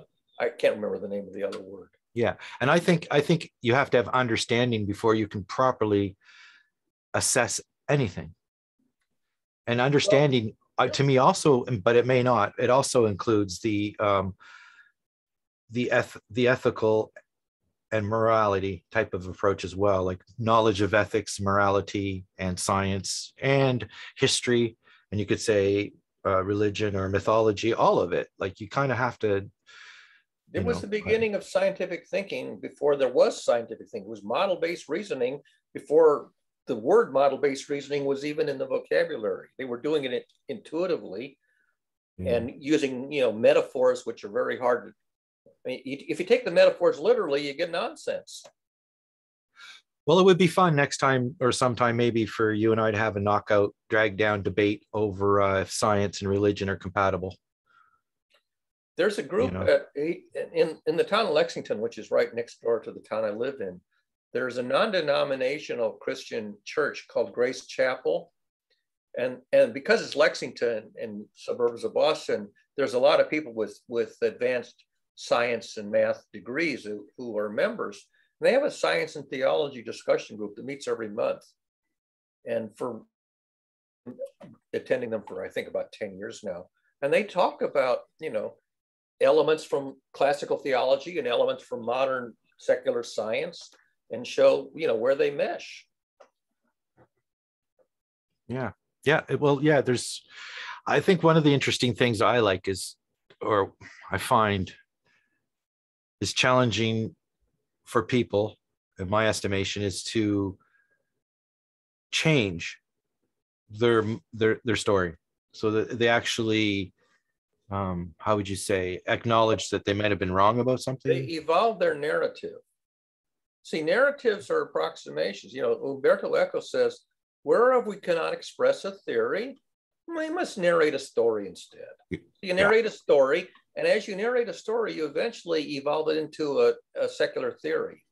But very few people ever get to the point where they can articulate and write down a theory. Maybe I'm going to say what, 5% of the population or less can express theories. Everybody else is in the world of narratives, because that's right. The highest level of communication they ever get to. If I write down E equals mc squared, or Maxwell's equations, most people will look at that and say, "Oh, that's just hieroglyphics. I don't know what that means. It's just gibberish." Yeah. So, so they turn it into a story. Oh, fine, turn it into a story. It would be interesting though, because I realize that most of the academic discussions are very, there's not too many fanatics outside of apologetics, I would say, in the conversation of science versus religion. And what's really interesting to me is when I would take a graduate level course in feedback control theory at Stanford and come to the fundamental theorem of feedback control theory and take apart the theorem and say, what's there? And I go, holy shmoly, half of the fundamental theorem of feedback control theory is right there in the 10 Commandments. Verbatim. You're very artistic. There's no question. And the human skill is looking for patterns, and the patterns may be, So what I notice is that very powerful ideas, which you don't learn until you're in graduate school with applied mathematics, and systems thinking, and there's the same idea, like chaos theory, same story. I didn't learn mathematical chaos theory until after 1980. But once I learned it, I go, oh, it's also in the Old Testament. It's just that it's there in narrative form instead of mathematical form. It's there. Just looking at, like, I can appreciate how people would say through intelligent design, just look around you, because they're, the way math is expressed in nature in different shapes and sizes of organics, and there's just so much, that the image Josh had behind him today with a connection of the currents of the galaxies. It's like, it's just so awesome. You know what I mean? And how to take these narratives and have them respected as opposed to feared, I guess. Well, think about it. If you got a glob here, and the glob here moves from here to there, it leaves behind a trail. So the trail is the path that the glob took. And so the origin of the glob was here, and then half the glob, left a trail, like a cometary trail. And so, yes, there's a thread. It's like footsteps, in the sand. It was shedding all that stuff, so that it was all originally in one spot. As things moved apart, they left trails. There is definitely a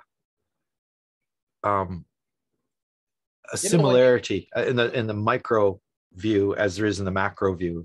When you walk, you exfoliate. Skin cells fall off, and they leave a thin trail of your skin cells along the path you took. Yeah, they're almost invisible, but they're there. When I was guessing what that image was, I had the same effect. I couldn't tell if it was cellular or cosmic, right? And I went between the two. Like, either that's, some kind of a neural network of some sort, or else it's galaxies of some sort. I couldn't get a good look at it. It wasn't full screen. It was just a small square, but I guess this idea of framing up narratives so that the strengths and weaknesses are highlighted, and any hypotheticals are kind of as well denoted or noted in such a way that when the narrative is happening, people can be pointed towards a consensus of where the mainstream value is in the narrative, and then the conspiracy people can latch on to the number 666 and stuff within things, right? Is it or is it not, right? It was just a reference to Nero. By the way, if you look not necessarily what you're saying, but there's all Bible codes. You must have heard of the Bible codes movement. That was kind of suspect. Yeah. I don't know where you come down on that, but you remember that Da Vinci Code, was it called, or what was that's a novel by I forget the guy's name. Maybe I'm getting two things. I think it was Bible codes. I think I'm getting the two things.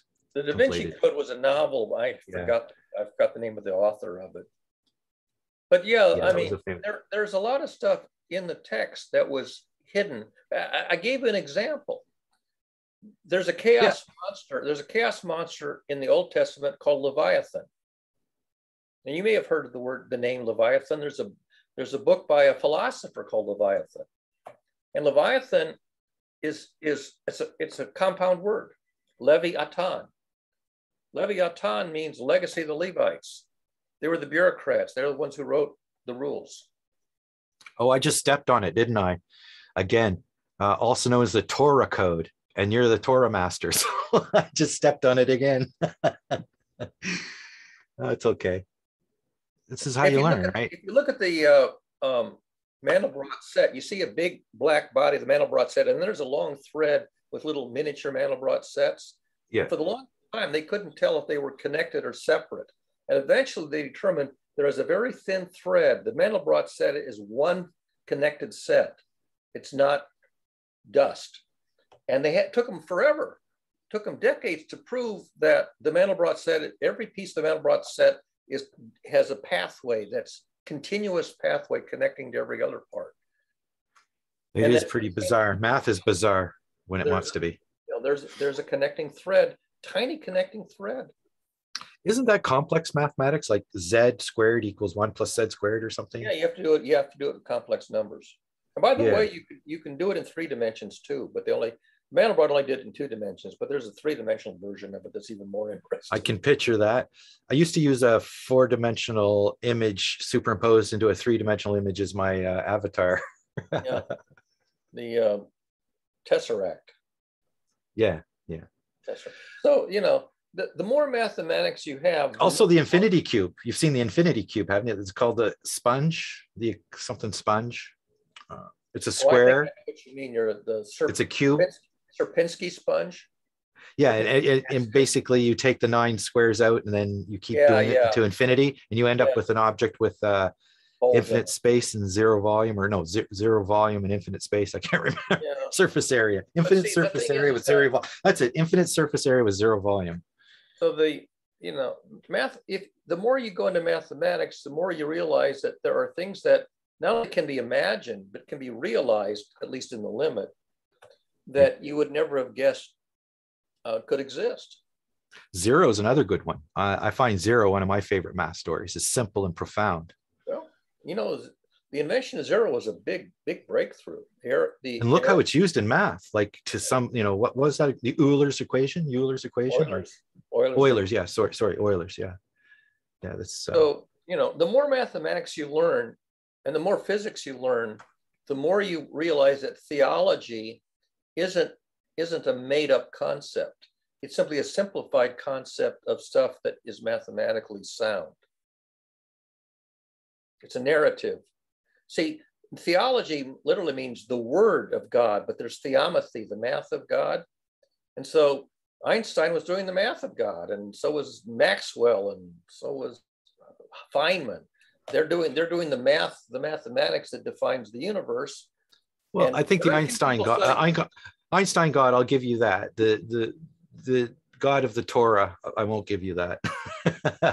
Well, but Girard did. Rene Girard is the one who got the math of he got the New Testament. He got the mathematical model that corresponds to the teachings, the narrative of the New Testament. There's a mathematical model developed by Rene Girard. He was a professor at Stanford. I never met him because he was teaching humanities when I was studying engineering. But he did a systems theoretic model of human sociocultural dynamics as extracted from literature. And it's a mathematical model. So like the Kabbalah is a mathematical model, and Girard's model corresponds to the narrative of the New Testament. And he began life as an atheist. And after he pulled this model out of mainly Dostoevsky, he became a Christian, but not because it was a faith. It was because he computed it. He computed the New Testament from his systems theoretic model. Yeah, I don't have enough faith for that. It's like you believe it when you see the proof. Yeah, that's a very interesting story. It's interesting. There's no question with that. So, when I came across Girard's model and understood the mathematics of it, one of the things I did is I presented it to this Grace Chapel Science and Theology group. And these are people who grew up studying the teachings of the New Testament. I didn't grow up studying the teachings of the New Testament. For me, the teaching of the New Testament was just a book of theology. But then when I learned Girard's model, I said, oh, the teachings of Jesus or the teachings of the New Testament correspond to this analytical model that Girard pulled out of Dostoevsky. And they're the same, they basically get the same answer, except that you derive the answer. You don't simply have it handed down to you, from an authority figure and you say, take and believe. You say, no, I can compute, I can derive this model from first principles. That's different. I can derive the Pythagorean theorem. I don't have to take it on faith. Derive Euler's relation, not take it on faith. Yeah, that's right. Why do you believe Euler's relation? Because somebody told you or because you derived it? It's much more satisfying to derive it from first principles and show that it's necessarily true mathematically, not simply because some mathematician says, oh, here's this formula, take and believe, like the quadratic equation, the quadratic formula to solve for the roots of a system. Quadratic equations. System of equations, yeah. You take that on faith, but no, you can derive it. So you don't have to believe it because somebody told you. You can believe it because you derived it. But it's not easy. Deriving, these equations there's very few people. Euler figured it out. He was a genius, Yes. It's beyond my intuition to be thinking of these things. But I think what's interesting is that they're living and talking and speaking collectively intelligently like we are about certain things that pull them in that direction of their thought. So they're living that environment of thinking, right? They're not just sitting there twiddling their thumbs. All of a sudden it hits them in the head. Mindfulness thing, that's the urim. Yeah. It's like Zen Benefiel said today, that deep thinking is rare, and deep thinking is subject to mistakes, but over time you get it correct. It's usually not that quick. I've heard a lot of hit songs written in the shower, and a few, but it seems to me those eureka moments are hard won through experience, right? What is it? 99% perspiration, or how's that? Yeah, right. But you see, in theology, they use the word epiphany. Epiphany is that eureka moment. In science, they say it's the eureka moment, it's the aha moment. Well, the aha moment and the eureka moment and the epiphany, they're the same mental event. It's just that they call them by different names because they were different cultures who had these aha moments. But you can have an aha moment and then turn around and, like when I was doing my PhD, I had an aha moment, and it took me months to work out the mathematical derivation to show that the aha moment was supported by mathematics. So my aha moments are not that big. Mine are more like realizing that this word's to not saunter, but sonder. That sonderness. The realization that everybody has a genuine life journey of their own. That's for complex real. One, yeah, and complex one, right? Equally sophisticated, nuanced, and complex. And that's why if you read a biography or an autobiography, it's a book-length tome. You have to tell it. You have to tell the whole story from beginning to end to show that how this baby ended up to be this, giant of, human history at the end of their life. It's a continuous thread. Their life is a continuous thread from one nanosecond to the next. I think as you have these large conversations, it is fun to have a group like this with diversity. And I think that the chore is to do it convivially and fairly, right? And not simply to dismiss somebody as a kook or paranoid schizophrenic or whatever, but say, I mean, the most important question that a psychotherapist will ask you at the beginning of a session is, how did you get to be the way you are? And if you can answer that's a good question.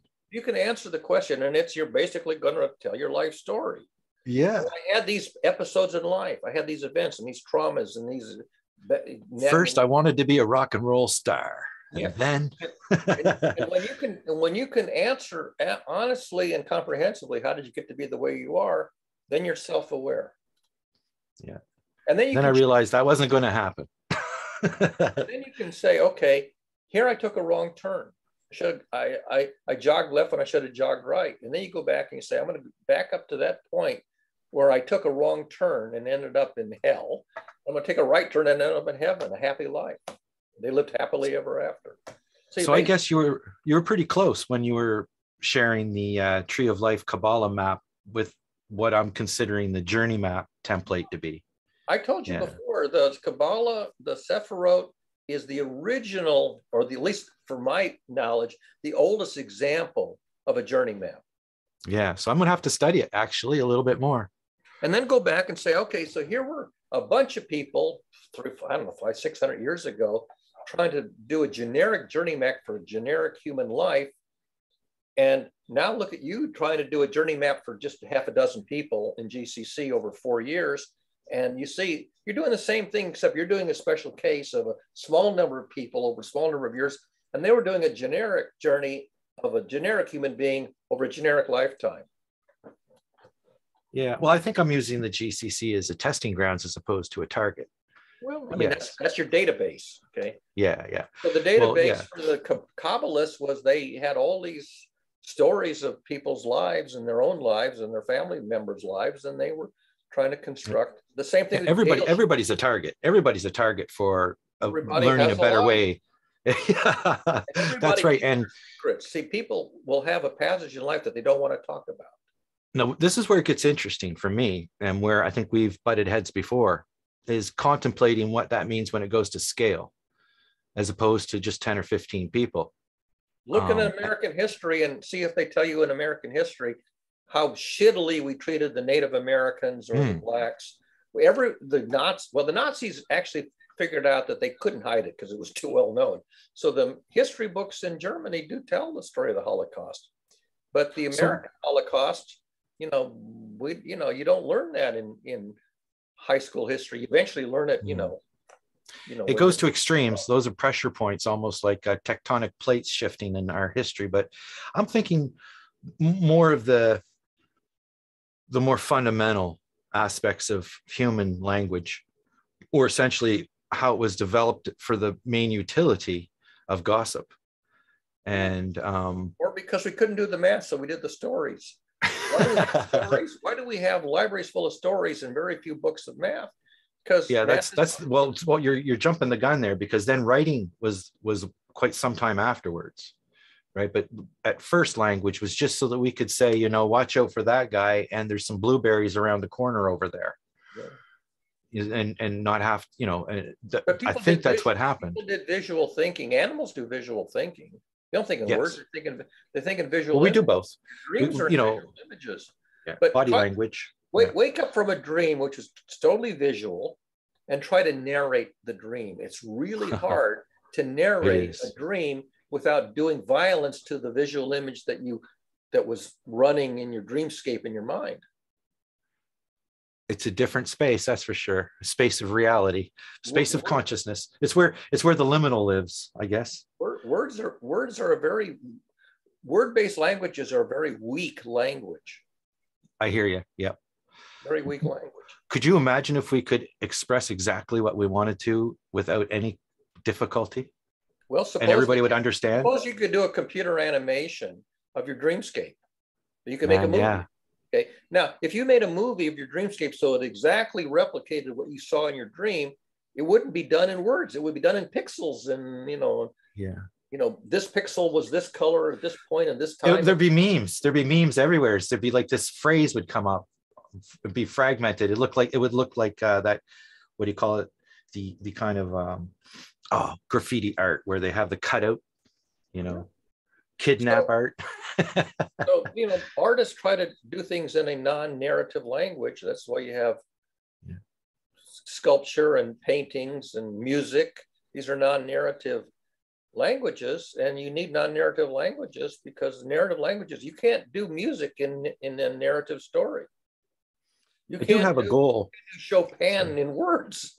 Yeah, I do have a goal where I'm going with this mini trail that we've started down as far as journeys, and then taking the conversation of your narrative to scale, so that instead of sharing your narrative with 10 people in a I'm here now, I went to school there, just sort of a visualization of your motions through your experience levels and your desires, sort of, which would be similar to that thing you're talking about in the Tree of Life. But what I find is that I'm looking at it from a techno view, software development techno view. Yeah, your language is coding. Yeah, and so I'm thinking of categories and sliders of criteria for people, which is this gossip, and it's consensus, right? But does the person have, because they say, you know, other people's opinion of you is not your property, right? You can try to change their minds and influence them, but their opinion of you is their business, not yours. They say. That's one of the things about wisdom is, in fact, that's in the 5 agreements. Don't take it personally. Yeah, but those are sliders that are going to come back to give you feedback. So how do you see the fact that the most transparent and honest view of a framework is to have these conflicts and biases visual in some way, and history history of temperament too, right? History of temperament, ease of engagement, anger levels. In the narrative world, they've invented fantasies, fairy tales and legends and comic books, because they found that if you juice up the story, with special effects and high, exaggerated emotions, then you get an audience. If you don't care about an audience, you can write a very dry narrative. Nobody will read it. And if you, well, I know you have a pretty thick skin. You become a bard, an entertainer, and people will sit and listen to you tell your fabulous stories, and you can actually make a living at it. But of course, it's exaggerated. It's distorted and exaggerated for the purpose of entertainment. Nothing wrong with entertainment. Just a grain of salt. I could see making a storyboard for the software development and using the GCC experience as the input to the character models, and what the gauges would have been set at during different places. So there was a time when both of us were being on the anger management watch list. So the movie Inside Out, the Disney animation Inside Out. Yeah, you told me about that. Very much like this. Yeah, similar. You've got I think you had 4 or 5 characters representing just 4 or 5 fundamental emotions. Yeah. One was sort of oscillating, amping up and then tamping down. That's it. That's the idea. Very simple, visually illustrated model of your basic, rise and fall of emotions. And here's just a simple version of it. Let's say you start in a conversation Monopoly game, or a conversation board game, I should say. And every time you get angry, you get an angry token.